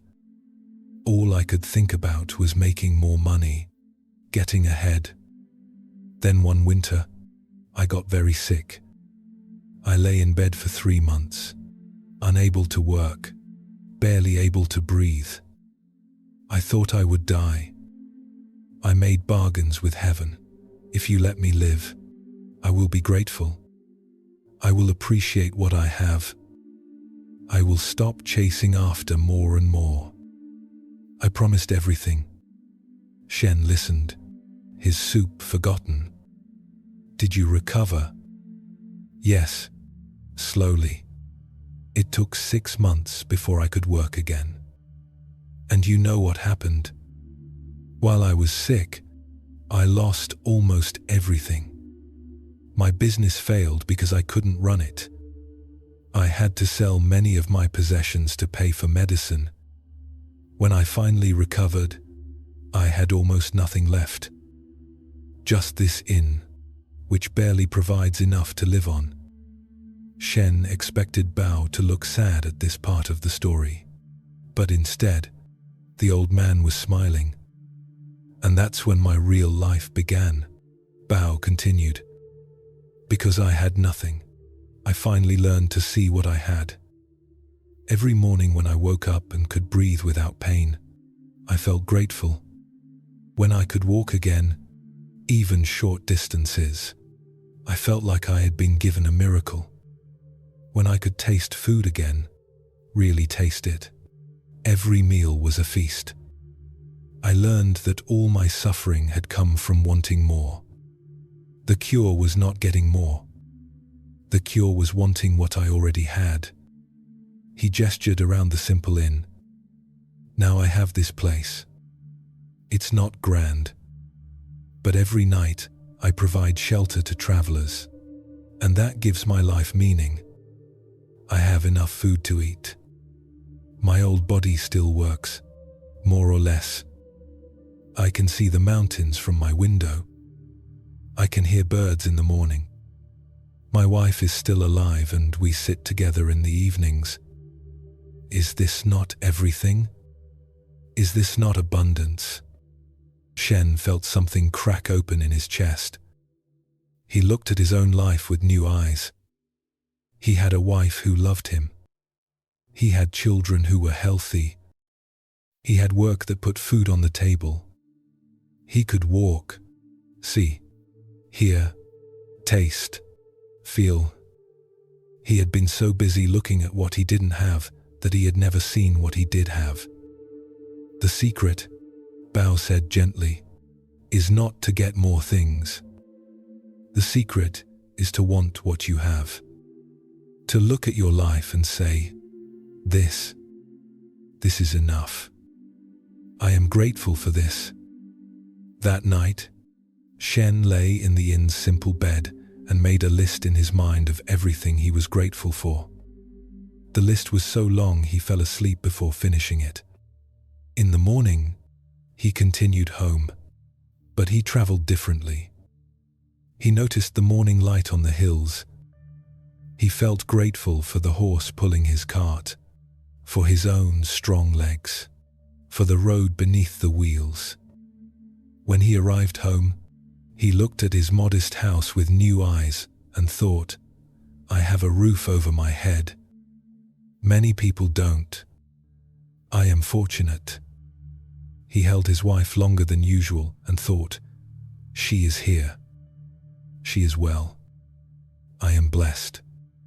His children ran to greet him and he thought, they are healthy. They are happy. I have everything. From that day forward, Shen practiced gratitude. When he felt the old comparing creeping back, he would stop and list things he was grateful for. Over time, the comparing quieted. He was not richer in money, but he was immeasurably richer in peace. He had learned what Bao had learned, that contentment comes not from having what you want, but from wanting what you have. This teaching goes against everything our culture tells us. We are constantly bombarded with messages that we need more. More money, more success, more possessions, more experiences, more everything. We are told that happiness lies in the next purchase, the next promotion, the next achievement. But this is a lie that keeps us perpetually dissatisfied. Shen's transformation shows us the truth. He did not change his circumstances. His house was the same size. His income was the same. His work was the same. But his experience of life completely changed because he learned to be grateful for what he had instead of resentful about what he lacked. The practice Bao taught him, this practice of making mental lists of things to be grateful for, is powerful medicine. When we feel ourselves slipping into comparison, into envy, into the feeling that we don't have enough, we can stop and ask, what do I actually have right now? Not what do I wish I had, but what is actually here. You have your breath, your heartbeat, your body, whatever condition it's in. You have your mind, your consciousness, your ability to perceive and think and feel. You have this moment. You have whatever relationships you have, whatever shelter, whatever food. Make the list specific. Not just I have a house, but I have a roof that keeps out rain. I have walls that hold warmth. I have a door I can lock to feel safe. I have a bed to sleep in. I have hot water to wash with. When we get specific, we see how much we actually have. The comparing mind always looks up. It looks at people who have more and feels diminished. But we can choose to look around instead, to see what is actually here, to recognize abundance in what we already possess. This does not mean we should not work for improvement. It does not mean we should accept unjust situations, but it means our happiness should not depend on getting more. Our happiness can be available right now, today, exactly as things are, if we can learn to see it. Shen also discovered something crucial, that gratitude practice grows stronger over time. At first, he had to work at it, deliberately stopping his comparing mind and redirecting to gratitude. But eventually, it became more natural. The gratitude grew and the comparing diminished. This is how practice works. You will not be perfect at it. Your mind will still compare. You will still want things. But each time you notice and return to gratitude, you are strengthening that pathway in your brain and in your heart. You are training yourself to see abundance instead of lack. Tomorrow, try Bao's practice. Before you get out of bed, make a list in your mind of 10 things you are grateful for. Be specific. Let it be things that are actually present in your life right now. Not things you hope for, but things you have. Your pillow, your blankets, your ability to see the morning light, your breath, your body, your beating heart, the quiet, the day ahead, opportunities waiting. Whatever is true, do this every morning for a week and notice what shifts. Notice if you feel even slightly different. Notice if your perspective changes even a little. This is how we heal from the disease of never enough. This is how we find the contentment that our frantic seeking never delivered. This is how we come home to our own lives and discover that we have been rich all along. Breathe so slowly now, so peacefully. Your mind is quiet. Your body is still. Rest deeply. Listen as another story unfolds. In a Zen monastery in Korea, there was a senior monk named Hyun who had practiced meditation for 30 years. He was respected for his discipline and dedication. Every morning he was the first to the meditation hall. Every evening he was the last to leave. He followed every rule precisely. He never missed a practice session. But something was troubling him. Despite all his years of practice, despite his perfect discipline, he felt dry inside, mechanical. He went through the forms but felt no joy, no real connection, no genuine transformation.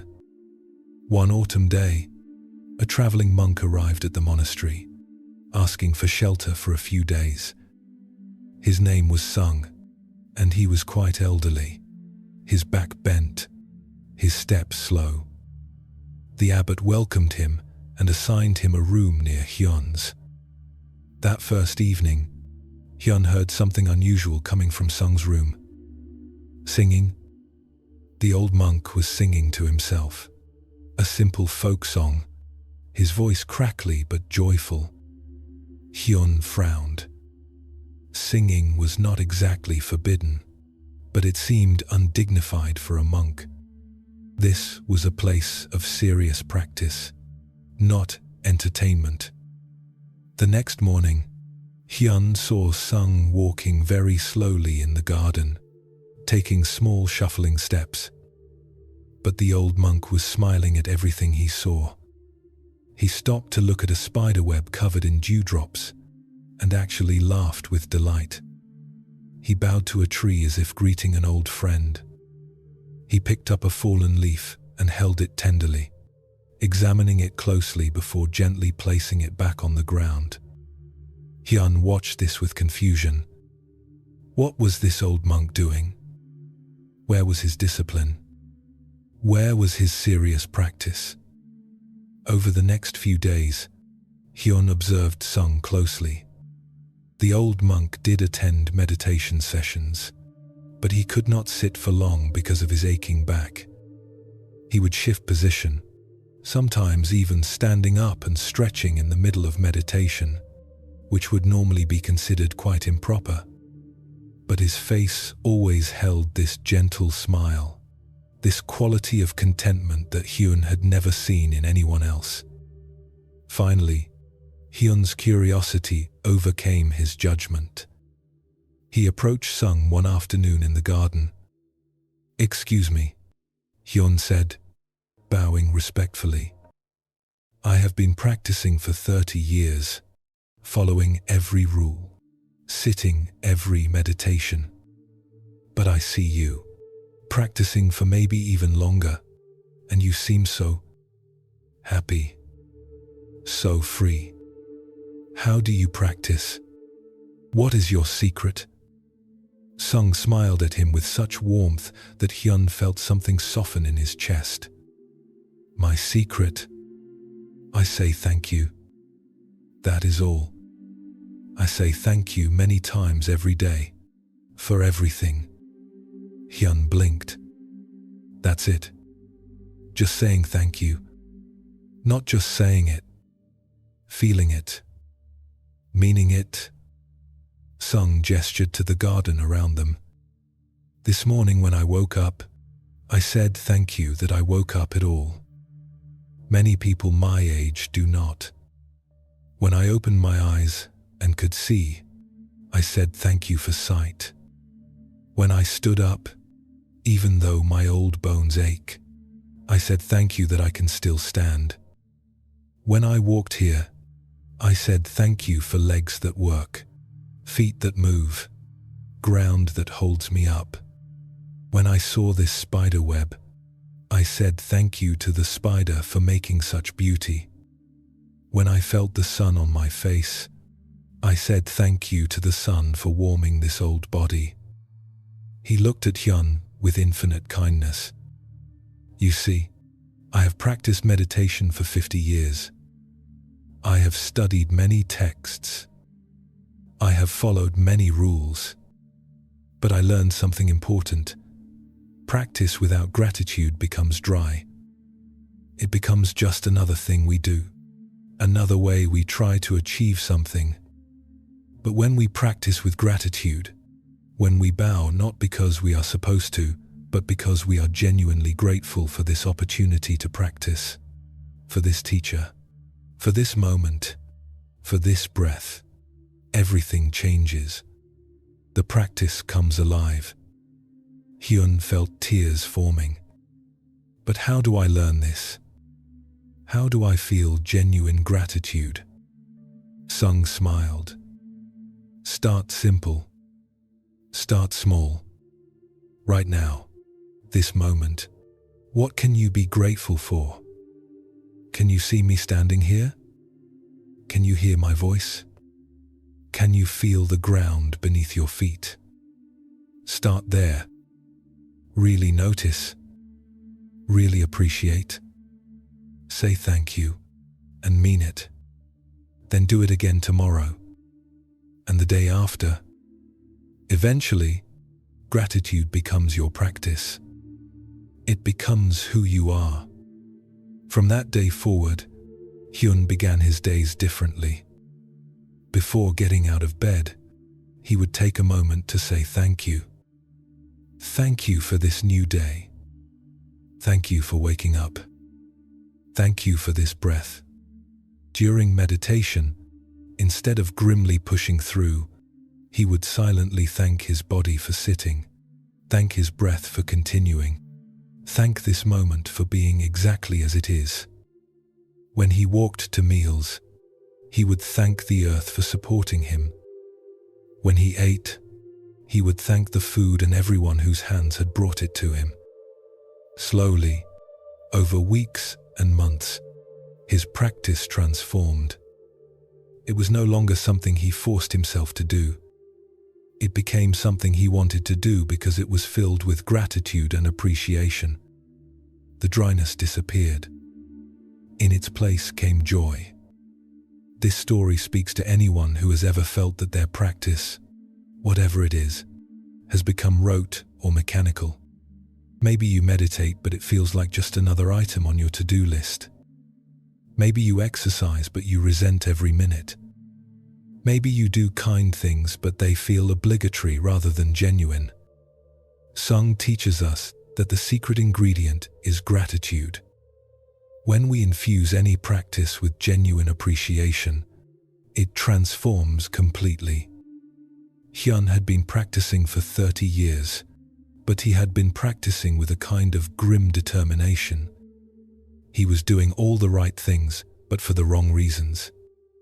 He was trying to achieve something, to become someone, to measure up. This created constant pressure and no joy. But Sung had learned to practice with gratitude. He was grateful for the opportunity to practice at all. Grateful for his breath, his body, his mind. Grateful for teachers and teachings. Grateful for this moment of being alive and able to engage in something meaningful. This gratitude made his practice come alive.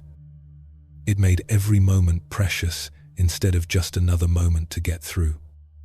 We can apply this to every area of our lives.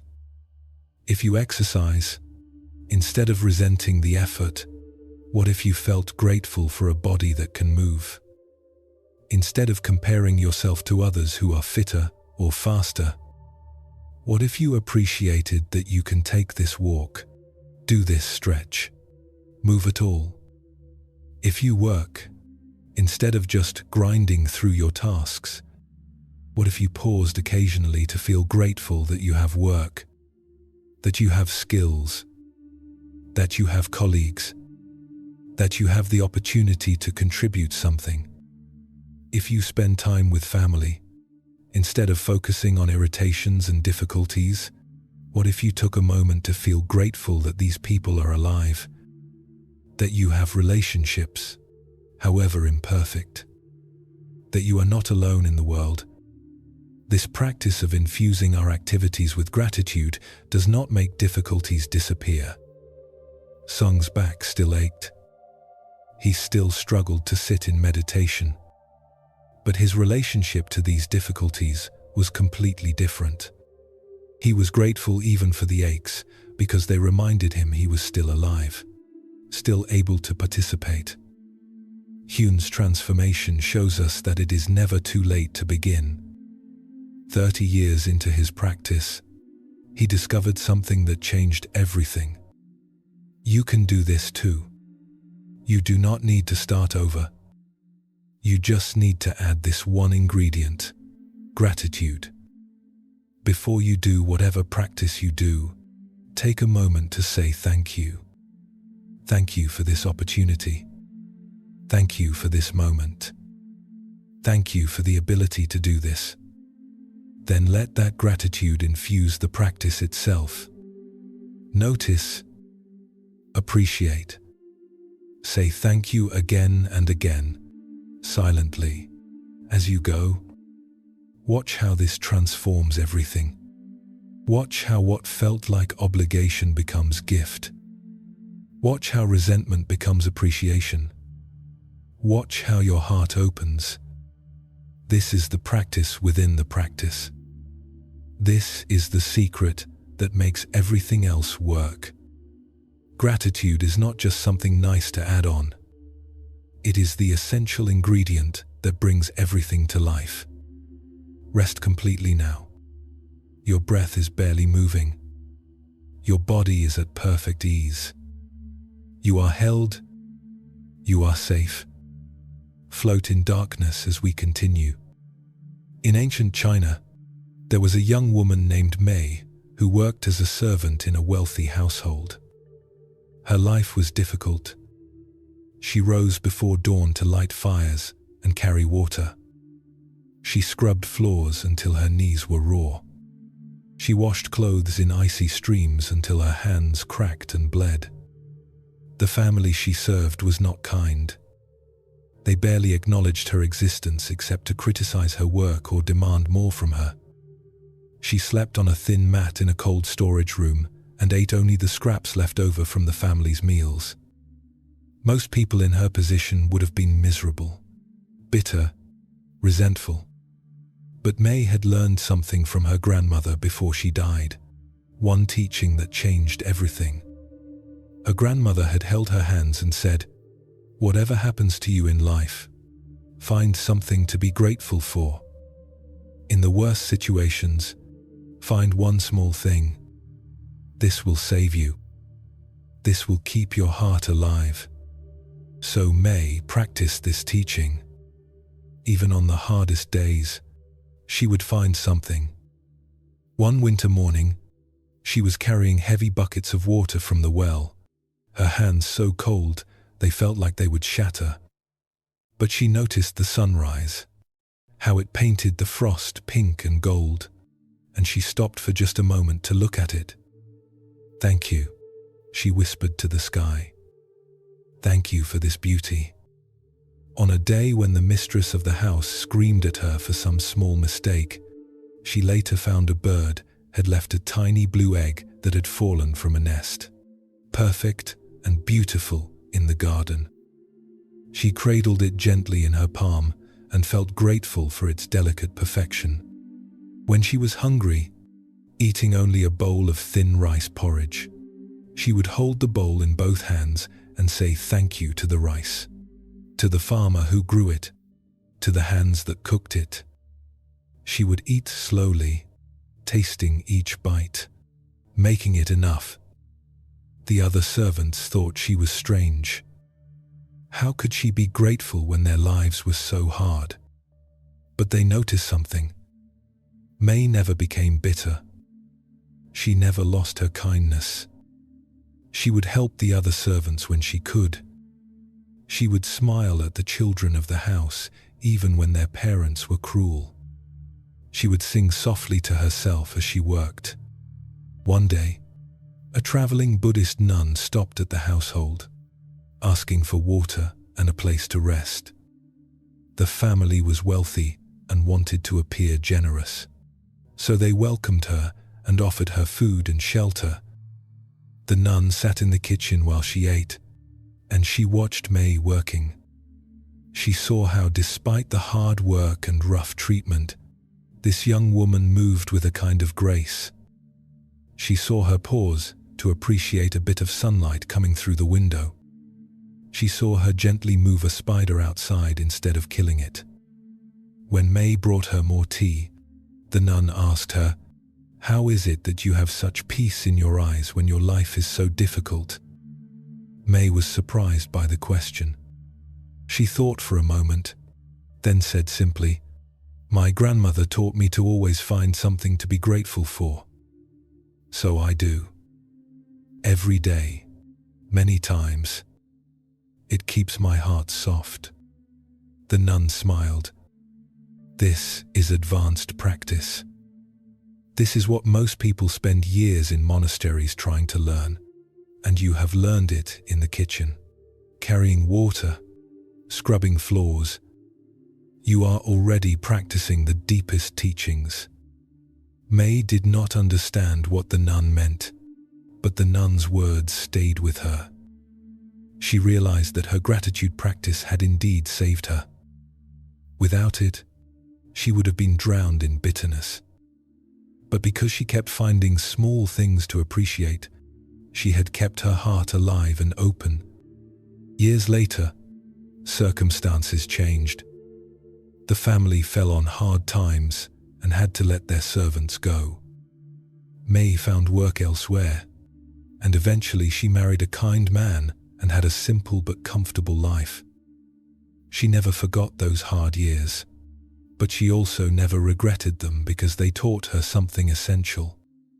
They taught her that gratitude is not dependent on circumstances, that even in darkness, we can find small light, that even in difficulty, we can find small blessings, and that this practice of finding them, of actively looking for things to appreciate, keeps our hearts alive no matter what happens to us.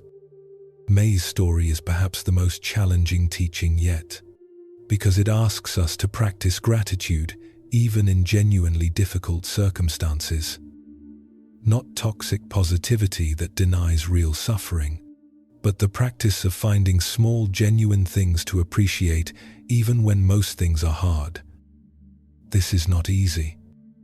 This is advanced practice. As the nun recognized, it would be one thing to be grateful when everything is going well, but to be grateful when you are cold and hungry and treated poorly, to still find moments of beauty and appreciation, this requires something extraordinary. But May shows us it is possible. And more than that, she shows us it is necessary. Because without it, we drown in bitterness. Without it, difficult circumstances destroy not just our present, but our future, because they embitter our hearts. The practice of finding something to be grateful for, even in difficulty, is what saves us. Not saves us from the difficulty itself, but saves us from being destroyed by it. Saves our ability to still experience joy. Saves our capacity for kindness. Saves our humanity. Think about difficult times in your own life. Maybe you are in one now. Maybe you are facing something hard, illness, financial stress, relationship problems, loss, loneliness, whatever it is. Can you find one small thing to be grateful for? Not to pretend the difficulty isn't real, but alongside the difficulty, can you find something else that is also real? Maybe you are grateful for one friend who understands. Maybe you are grateful for your body's resilience. Maybe you are grateful for a moment of quiet. Maybe you are grateful for a kind word someone spoke. Maybe you are grateful simply for making it through another day. This is not about denying pain. May did not pretend her life was easy. She did not pretend her hands did not hurt, or that she was not hungry, or that the family was kind when they were not. She acknowledged reality, but she also acknowledged the pink and gold sunrise. She also acknowledged the perfect blue egg. She also acknowledged the taste of rice porridge. Both things were true. This is the key. Gratitude practice in difficult times is not about replacing darkness with light. It is about acknowledging that even in darkness, small lights exist. And if we notice them, if we appreciate them, they give us strength to continue. May's grandmother gave her a profound gift with that teaching. She gave her a tool that worked regardless of circumstances. A practice that kept her heart alive and soft instead of letting it harden into bitterness. You can practice this too. In difficult moments, ask yourself, what is one thing I can be genuinely grateful for right now? Just one thing. It does not have to be big. A small thing is enough. The sound of rain. A memory of someone you love. Your breath continuing. Your heart still beating. The fact that you made it through yesterday and you will make it through today. Find it. Name it. Say thank you. Then find another. This builds resilience. This builds strength. This keeps your heart alive. This is how we survive difficult times without being destroyed by them. This is how we emerge from darkness, still able to see light. Let everything soften now. Every part of you relaxing deeper. Your thoughts drifting. Your awareness floating. You are held in perfect safety. Rest as we move forward. In a small Tibetan village high in the Himalayas, there lived a farmer named Dorji who had lost almost everything. A harsh winter, followed by a dry summer, had killed most of his crops. Illness had taken his eldest son. His wife had left him, unable to bear the hardship any longer. He was alone with his 2 remaining children, barely surviving. Dorje sat outside his small stone house one evening as the sun set over the mountains. His children were inside, asleep, their bellies not quite full because there was not enough food. He felt the weight of failure pressing on his chest.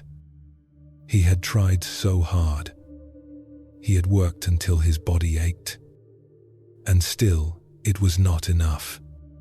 An old wandering monk happened to be passing through the village. He saw Dorje sitting there, his shoulders slumped, his face carved with grief, and he sat down beside him without asking permission. They sat in silence for a long time, watching the light fade from the sky.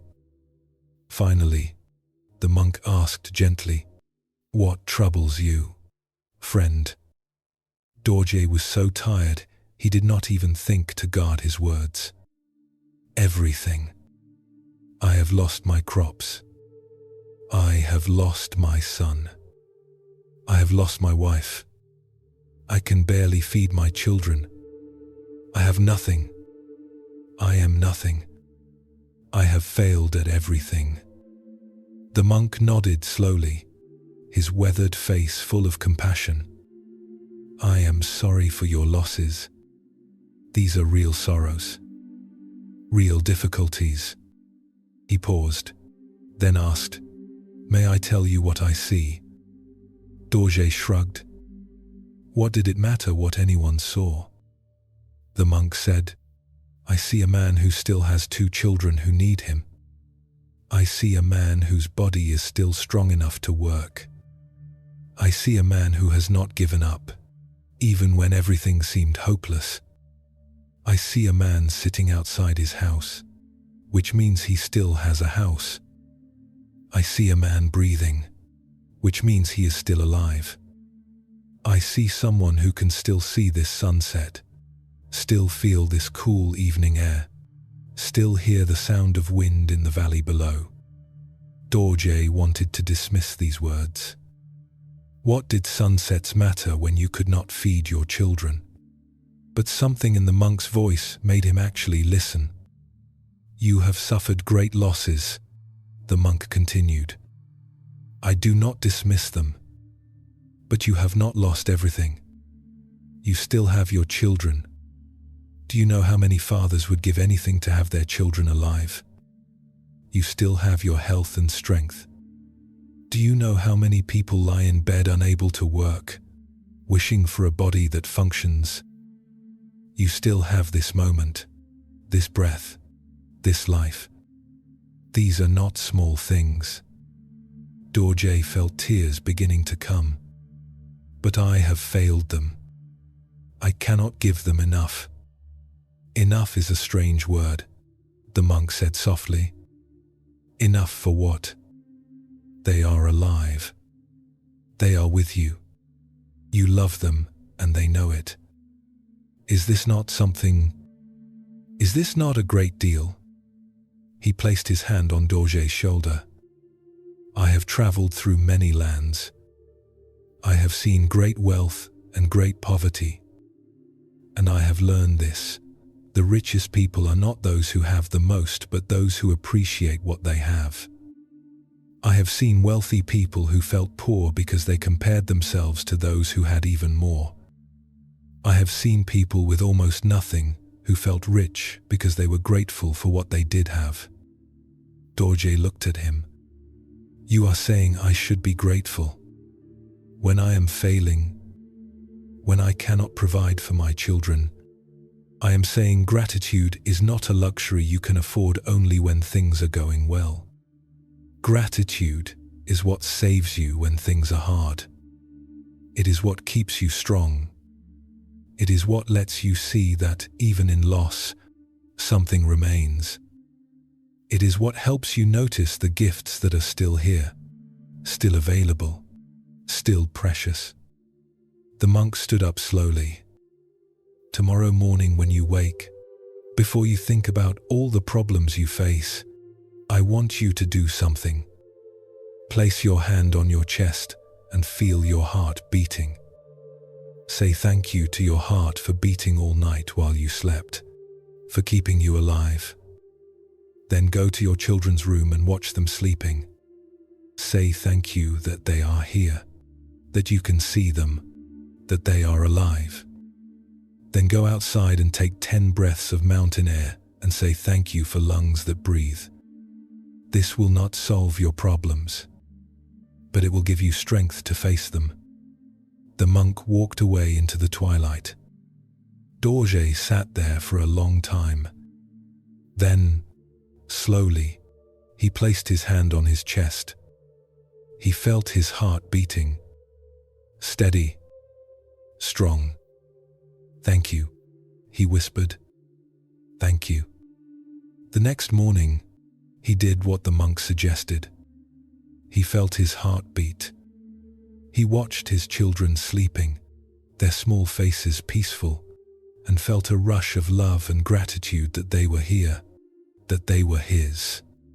He stepped outside into the cold morning air and breathed deeply, 10 times, feeling grateful for the mountains, for the sky, for air to breathe. Something shifted. The problems were still there. The difficulties had not magically disappeared. But he felt stronger. He felt able to face the day. He began practicing this every morning. And slowly, very slowly, things did improve. He found new ways to work. The community came together to help one another. His children grew stronger. But more importantly, Dorje himself changed. He had learned that even in the worst times, gratitude was possible. And that gratitude gave him something no circumstances could take away: the ability to see what remained, what persisted, what was still good. Dorje's story brings us to the deepest truth about gratitude. It is not a fair weather practice. It is not something we do only when things are easy.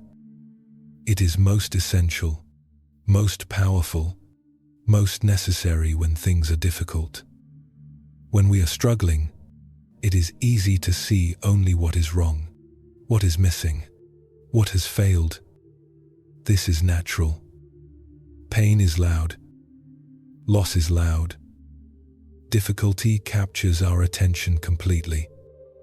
But if we let it be the only voice, it destroys us. We lose hope. We lose strength. We lose the ability to keep going.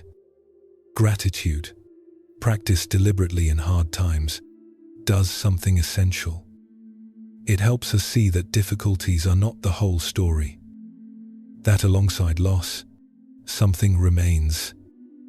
That even when many things are wrong, some things are still right. Dorje had lost so much. But the monk helped him see what he still had: children who needed him, a body that functioned, breath moving in and out, a heart beating, a roof over his head. These things had become invisible to him, taken for granted. But they were not small things. They were everything. This is hard to hear when we are in pain. When you are struggling financially, someone telling you to be grateful for having a roof might feel dismissive of your real struggles. When you are heartbroken, being told to be grateful for the love you once had might feel like a betrayal of your pain. This is where we must be very clear. Gratitude is not about dismissing pain. It is not about pretending everything is fine when it is not. It is not toxic positivity. Dorji's problems were real. The monk did not say they were not. He acknowledged them. He had compassion for them. But he also helped Dorje see that his problems were not the only reality, that other realities coexisted with the difficulties. This is the practice. In your hardest moments, can you find what is still okay? What is still here? What is still good? This is not easy. It requires intention. It requires choosing to look for it. Because if you do not choose to look, you will not see it. Pain is loud. Gratitude is quiet. You have to listen for it. Dorje's morning practice, the one the monk taught him, is something you can do too. Tomorrow morning, before you think about your problems, place your hand on your chest. Feel your heart. It has been beating all night without your attention, keeping you alive. Say thank you. If you have people you love, think of them. If they are in your home, go look at them. Feel grateful that they exist, that you have them in your life. However complicated or difficult the relationships might be, go outside or to a window. Look at the sky. Breathe 10 conscious breaths. Say thank you for air, for lungs, for the ability to breathe. This simple practice grounds you in what is still okay before you engage with what is difficult. It gives you strength. It reminds you why you are working so hard, because there are things worth protecting, worth caring for, worth appreciating. This is how we survive difficult times. Not by pretending they are not difficult, but by also noticing what is still precious, what remains, what persists, what is worth fighting for.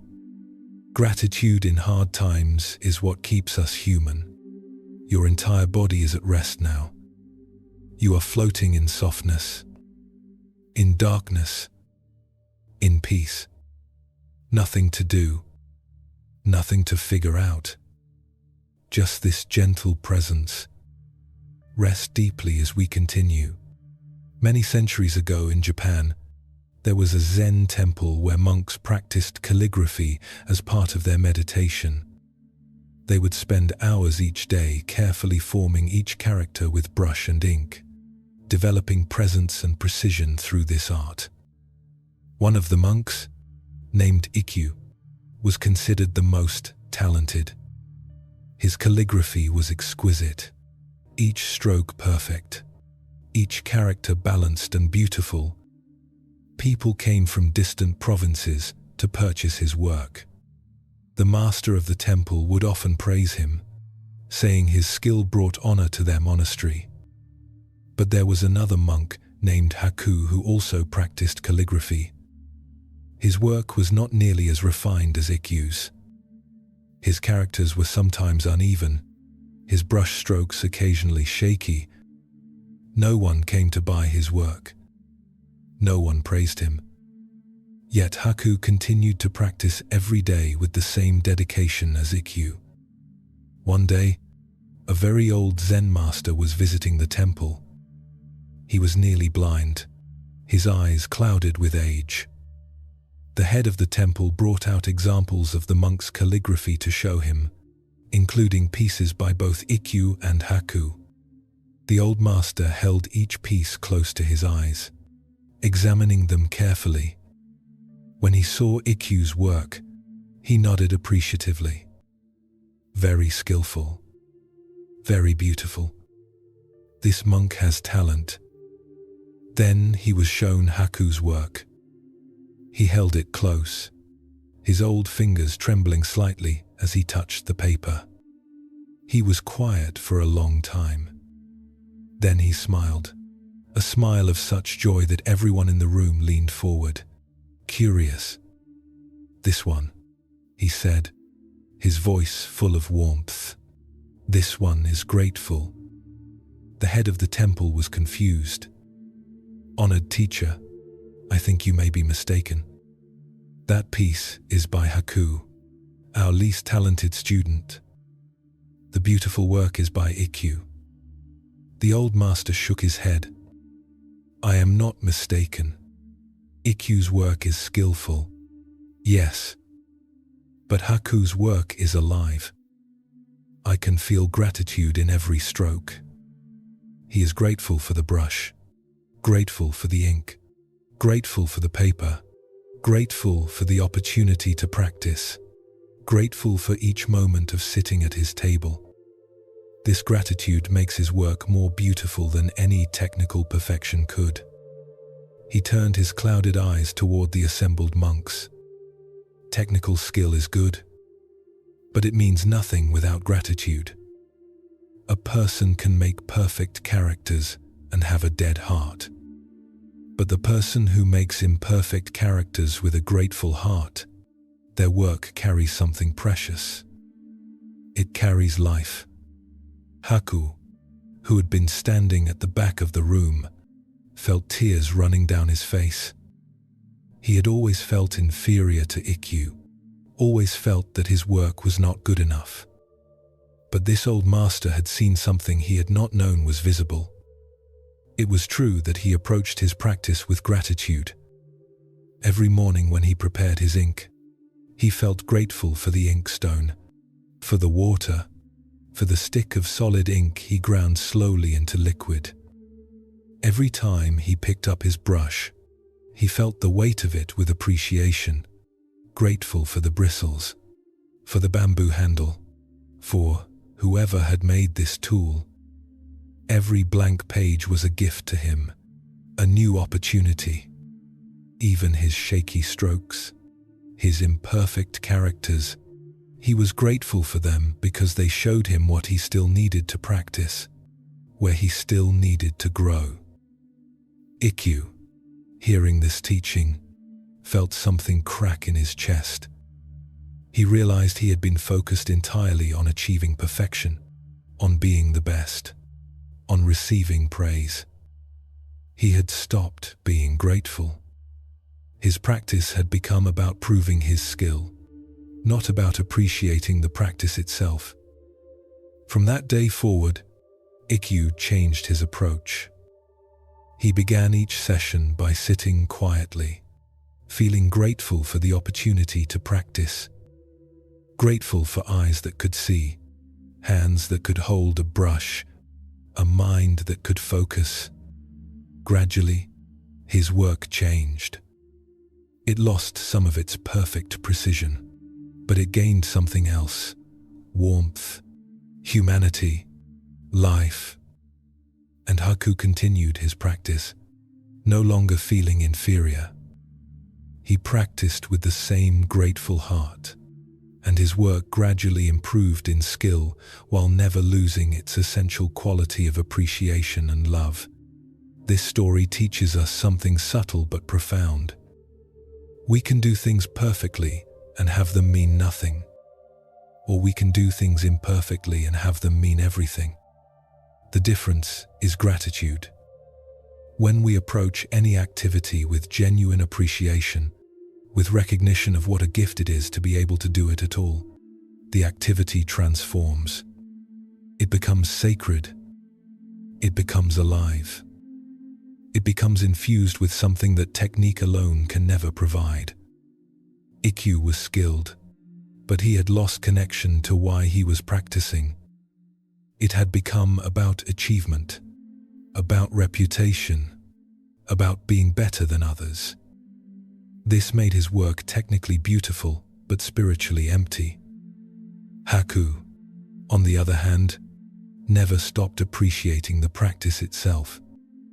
His work was less skilled, but it carried something more important. It carried gratitude, presence, love.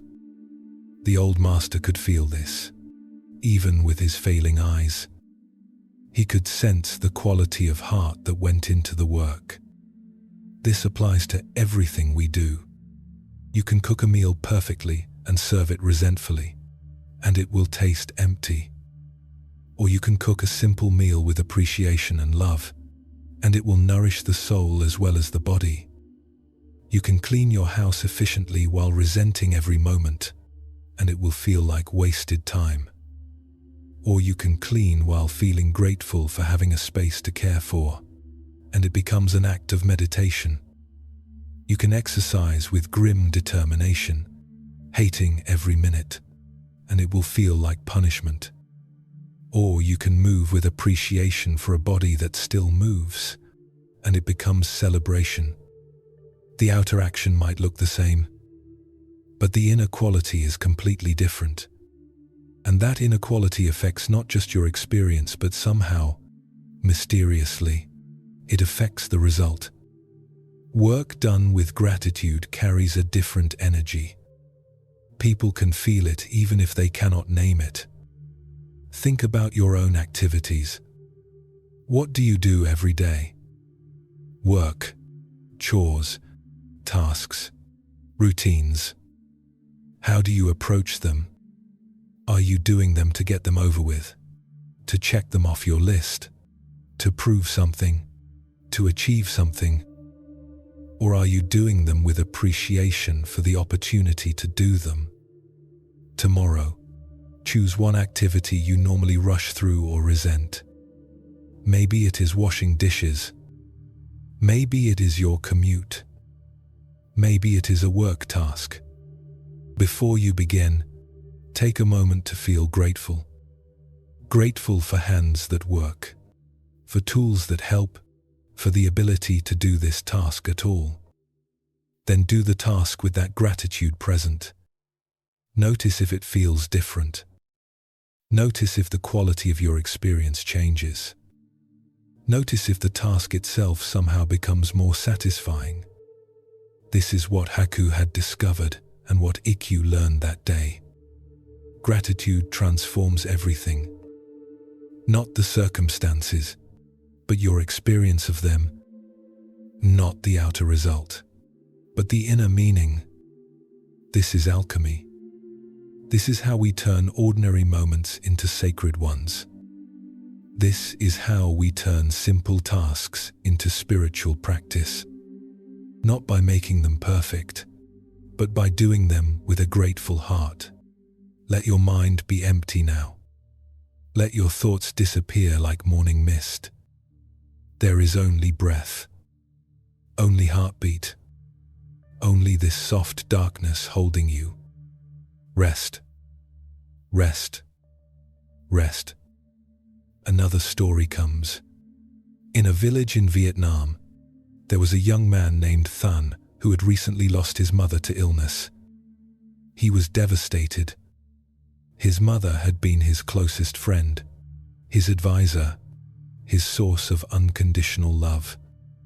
Without her, the world felt empty and colorless. He could not eat. He could not sleep. He could barely function. The grief felt like it would swallow him whole. An elderly neighbor woman named Lan noticed his suffering. She had lost her own husband many years before and knew the depths of grief. One evening, she brought him a simple dinner: rice, vegetables, tea. She sat with him while he barely touched the food. "I know you are in pain," she said gently. "I know the world feels empty, but I want to tell you something your mother would want you to know." Thun looked up at her with hollow eyes. "Your mother gave you 28 years of love. 28 years of meals cooked with care. 28 years of clothes washed. 28 years of advice and comfort and presence. 28 years of laughter shared. 28 years of being known and loved. This is an enormous gift. Many people never receive even 1 year of such love." She took his hand. "Right now, you are focused on what you have lost. And yes, you have lost her physical presence. You cannot see her face anymore, You cannot hear her voice. This is real loss, and it is painful. But do you know what you have not lost? Than shook his head, tears streaming down his face. You have not lost the love she gave you. It is in you. It shaped you. It made you who you are. You have not lost the lessons she taught you. They are part of you now. You have not lost the memories of all those years together. They are yours forever. You have not lost the capacity to love that she developed in you. You can give that love to others now. Lan's eyes were wet too. When my husband died, I thought I had lost everything. For months, I could see only the loss. But slowly, I began to see differently. I began to be grateful. Grateful that I had 35 years with him when some people never find love at all. Grateful for every meal we shared, every conversation, every morning I woke up beside him. Grateful that he existed, that I got to know him, that he loved me. The gratitude did not erase the grief. Both existed together. But the gratitude gave me a way to honor him, to recognize what a blessing his life had been, even though it ended. She squeezed Than's hand. You can honor your mother by being grateful for the 28 years you had with her. Every time you remember something she taught you, say thank you. Every time you taste a dish she used to make, say thank you. Every time you show someone else the kind of love she showed you, say thank you. Let gratitude be how you keep her alive in your heart. Than listened.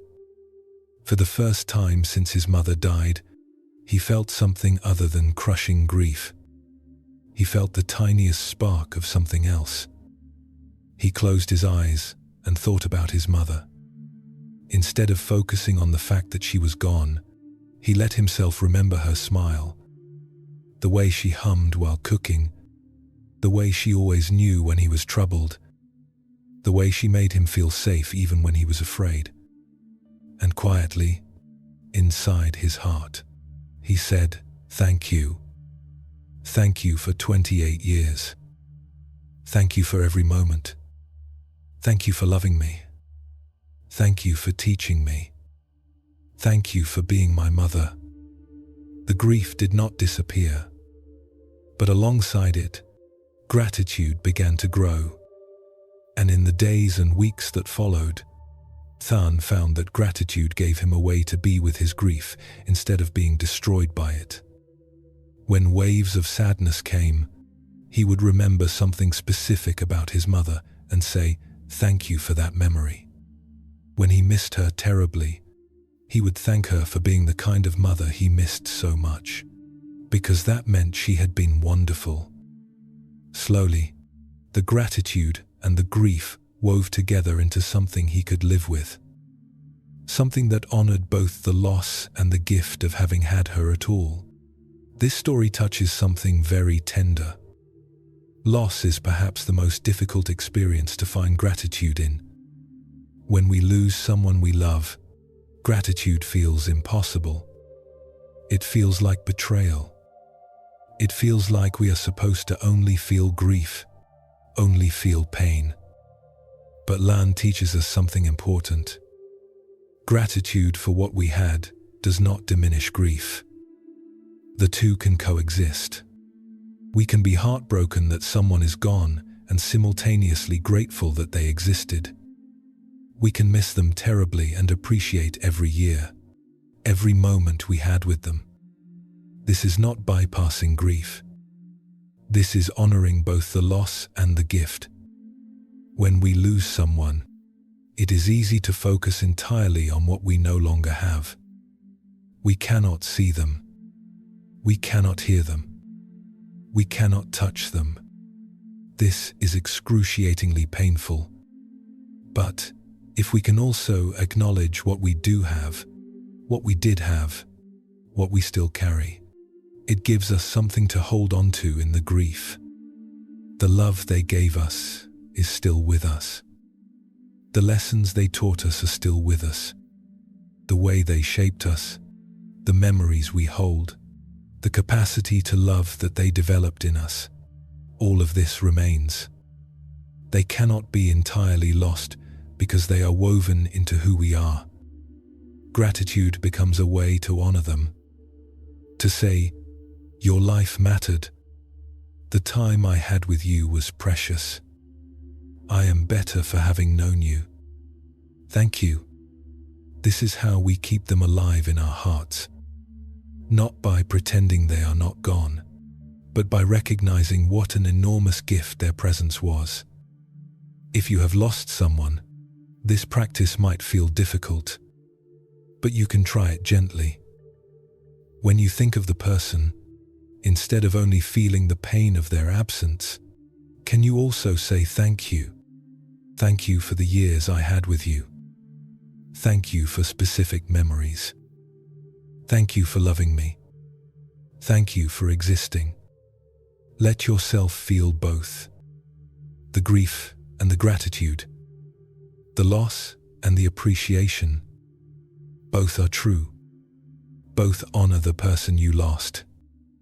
This is mature gratitude.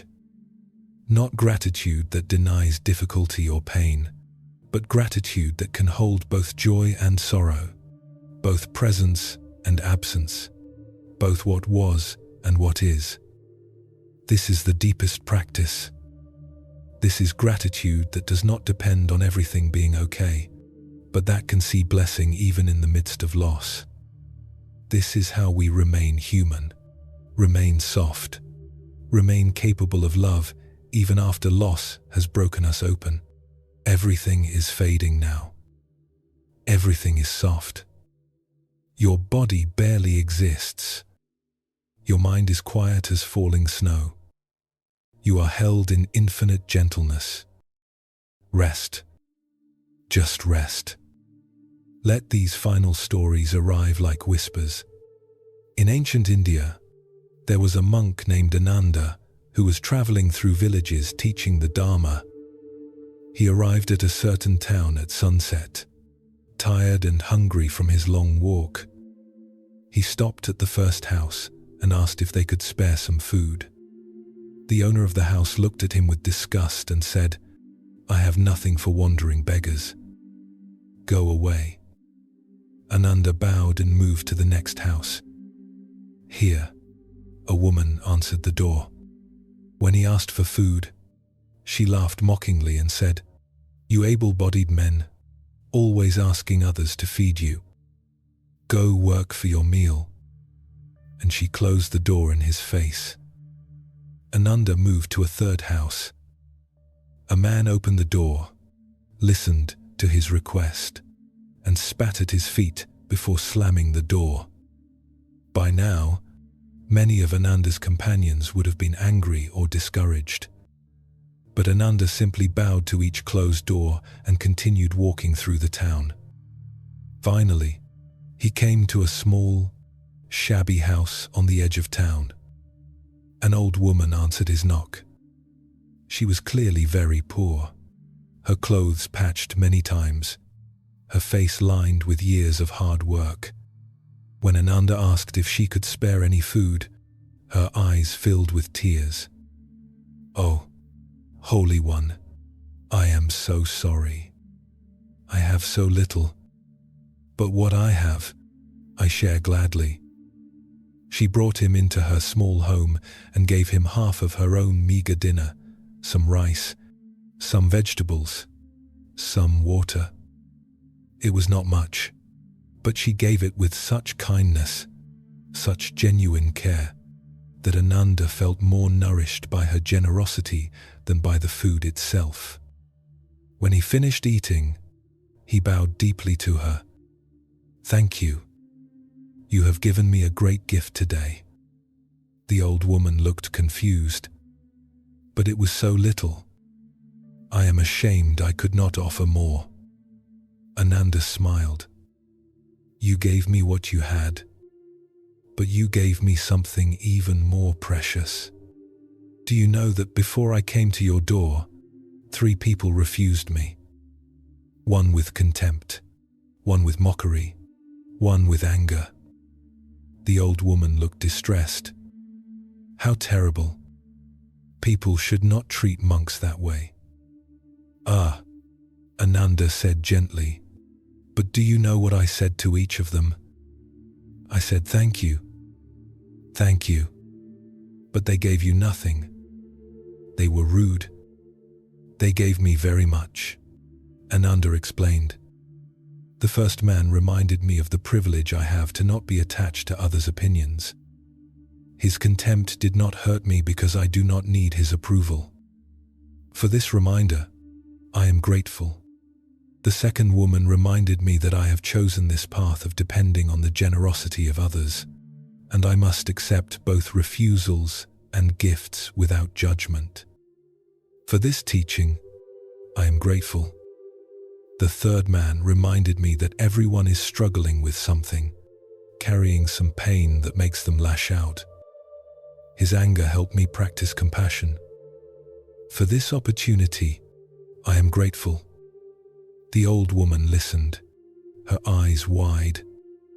And you, Ananda continued, you gave me not just food, but genuine kindness. You had so little but shared it without hesitation. You gave from your poverty more generously than the wealthy give from their abundance. You have shown me what true generosity looks like. For this blessing, I am deeply grateful. He bowed to her again. So you see, this evening everyone I met gave me something valuable. I am grateful to all of them, but perhaps most grateful to you, because you reminded me that kindness still exists. That poverty of possessions does not mean poverty of spirit, and that giving is most beautiful when it costs us something. The old woman began to cry, but these were tears of joy. She had thought herself poor and insignificant, but this holy man had shown her that her small gift had great meaning, that she had something precious to offer. From that day forward, she continued to share what little she had with others, knowing that even small gifts given with love matter more than great gifts given with indifference. Ananda's teaching shows us something radical about gratitude. He was grateful even for those who rejected him harshly. He found genuine gifts even in rejection, rudeness, and anger. This is gratitude practiced at its highest level. Most of us can manage to be grateful when people are kind to us. That is easy gratitude. But can we be grateful when people are unkind? Can we find something to appreciate even in difficult encounters? Ananda could. He did not let others' behavior determine his state of mind. He looked for what he could learn, what he could practice, what opportunity each encounter gave him. The contemptuous man gave him a chance to notice that he was not attached to approval. The mocking woman gave him a chance to accept reality without judgment. The angry man gave him a chance to practice compassion. These were genuine gifts, even though the people did not intend to give them. This is advanced practice. This is choosing to find blessing even in what appears to be curse. This does not mean accepting abuse or allowing people to treat you badly. It means not letting their behavior destroy your peace. It means being able to find something to learn even from difficult people. But Ananda was most moved by the old woman, because her gift was given with love. She had almost nothing but gave half. This is the most precious kind of giving. And Ananda's gratitude honored her gift, helping her see that it mattered, that she mattered, that even small acts of kindness are significant. We can practice this. When someone is rude to us today, can we find anything to be grateful for in the encounter? Maybe it teaches us patience. Maybe it reminds us to not take things personally. Maybe it gives us a chance to respond with grace instead of reacting with anger. And when someone is kind, even in small ways, can we really acknowledge it? Really feel grateful for it? Really let them know their kindness mattered? This double practice, finding gifts even in difficulty and deeply appreciating actual kindness, transforms how we move through the world. We become less fragile, less dependent on everyone being nice to us, and we become more appreciative, more able to see and honor goodness when it appears. This is freedom. This is maturity. This is gratitude that does not depend on perfect conditions, but can find something valuable in any encounter, any circumstance, any moment. Breathe so quietly now, so gently. You are dissolving into rest, into peace, into perfect safety. One more story, just one more. Then sleep. There was an old potter named Song who lived in a small village in China. He had been making pottery for 60 years. Since he was a boy learning from his father, his hands were gnarled and scarred from decades of working with clay and fire. His back was bent from years of hunching over his wheel. His eyesight was failing. His hearing was poor. Most people would look at him and see only an old man whose best years were behind him. But Song himself did not see it that way. Every morning when he woke, he would look at his hands, these old, twisted hands that ached in cold weather, and he would say, "Thank you, hands, for 60 years of service. Thank you for still being able to work, still being able to shape clay, still being able to create." He would walk to his workshop, his steps slow and careful. "Thank you, legs, for still carrying me. Thank you, feet, for still knowing the way." He would sit at his wheel, feeling the familiar shape of it beneath his palms. "Thank you, old friend, for 60 years together. How many pots we have made. How many beautiful things we have brought into the world." He would take a lump of clay and begin to work it, feeling its coolness, its dampness, its potential. "Thank you, clay of the earth. Thank you for letting me shape you. Thank you for teaching me patience, for teaching me to work with what is, not what I wish was." As he worked, his hands would shake sometimes. The pots he made now were not as perfect as the ones he made in his youth. Sometimes they were slightly uneven. Sometimes the walls were thicker than they should be. But Song did not worry about this. He knew that each pot was still useful, still beautiful in its way. Each one carried his 60 years of experience, his gratitude, his love of the craft. One day, a young potter from the city came to visit him. She had heard he was a master and wanted to learn from him. But when she saw his shaking hands, his imperfect pots, she felt disappointed. "Master Song," she said hesitantly, "I mean no disrespect, but your hands shake. Your pots are not as precise as they once were. Are you not frustrated?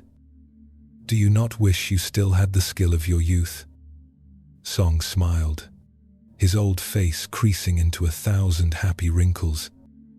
"My dear child, I have something now I did not have in my youth. Do you know what it is?" The young potter shook her head. "Gratitude," Song said simply. "When I was young, I made perfect pots, but I took for granted that my hands worked, that my eyes saw clearly, that my back was strong. I did not appreciate what I had. I was always trying to make the next pot better, to prove myself, to become more skilled. I was never satisfied. I was never grateful. I was never truly happy." He held up his gnarled hands. Now, these hands shake. But I am grateful for every pot they make, because I know they will not make pots forever. My eyes are weak, but I am grateful for what they still see. My back aches, but I am grateful it still bends to the wheel. Every pot I make now is a gift. Every day I can work is a blessing. I am happier now, with less skill, than I ever was with more, because I have learned to be grateful. The young potter felt tears in her eyes. But doesn't it sadden you, losing your abilities? Loss is part of life, Song said gently. Everything changes. Everything passes.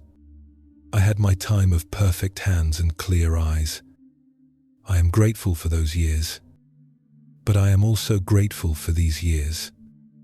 Each stage of life has its gifts. In youth, the gift is energy and skill. In age, the gift is wisdom and gratitude. I would not trade my grateful heart for young hands, because young hands made fine pots, but this grateful heart makes a fine life. He picked up a pot he had just finished. It was slightly uneven, one side a bit thicker than the other, but it was lovely, with a warm glaze and a pleasing shape. This pot is not perfect, but it will hold water. It will hold soup. It will serve its purpose. And it was made with love and gratitude. That makes it beautiful. That makes it enough. The young potter stayed with Song for a week, learning not just about pottery, but about gratitude. She learned that perfection is not the goal. Presence is the goal. Appreciation is the goal. Gratitude is the goal. When she left, she carried with her not just new techniques but a new way of seeing, to be grateful for her young, strong hands while she had them, knowing they would not stay young forever. To be grateful for each pot she made, perfect or imperfect. To be grateful for the opportunity to create at all. Song's story brings us full circle, back to where we began. Gratitude is not about having perfect circumstances.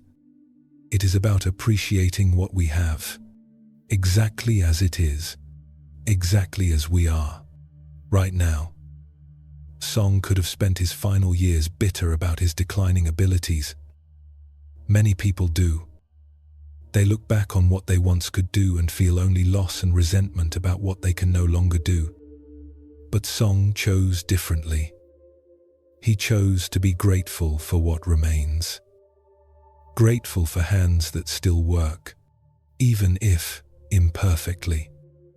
Grateful for eyes that still see, even if less clearly. Grateful for each day, each pot, each moment of being alive and able to practice his craft. This is the wisdom that comes with age, if we are fortunate enough to find it. The recognition that everything is temporary, everything is precious, everything is a gift. When we are young, we think we have forever. We take our abilities for granted. We are never satisfied because we always imagine we should be better, have more, achieve more. But as we age, if we are wise, we learn that the greatest achievement is to appreciate what we have while we have it. To be fully present for our own lives. To say thank you for ordinary gifts. You have abilities right now that you take for granted. Maybe you can walk. Maybe you can see. Maybe you can hear. Maybe you can think clearly. Maybe you can love. Maybe you can create something, whether it is a pot or a meal or a moment of kindness. These abilities will not last forever. Your body will change. Your circumstances will change. Everything changes. This is not meant to make you sad. It is meant to wake you up, to help you appreciate, right now, today, what you have. Song had 60 years of making pottery. He was grateful for every single one of those years.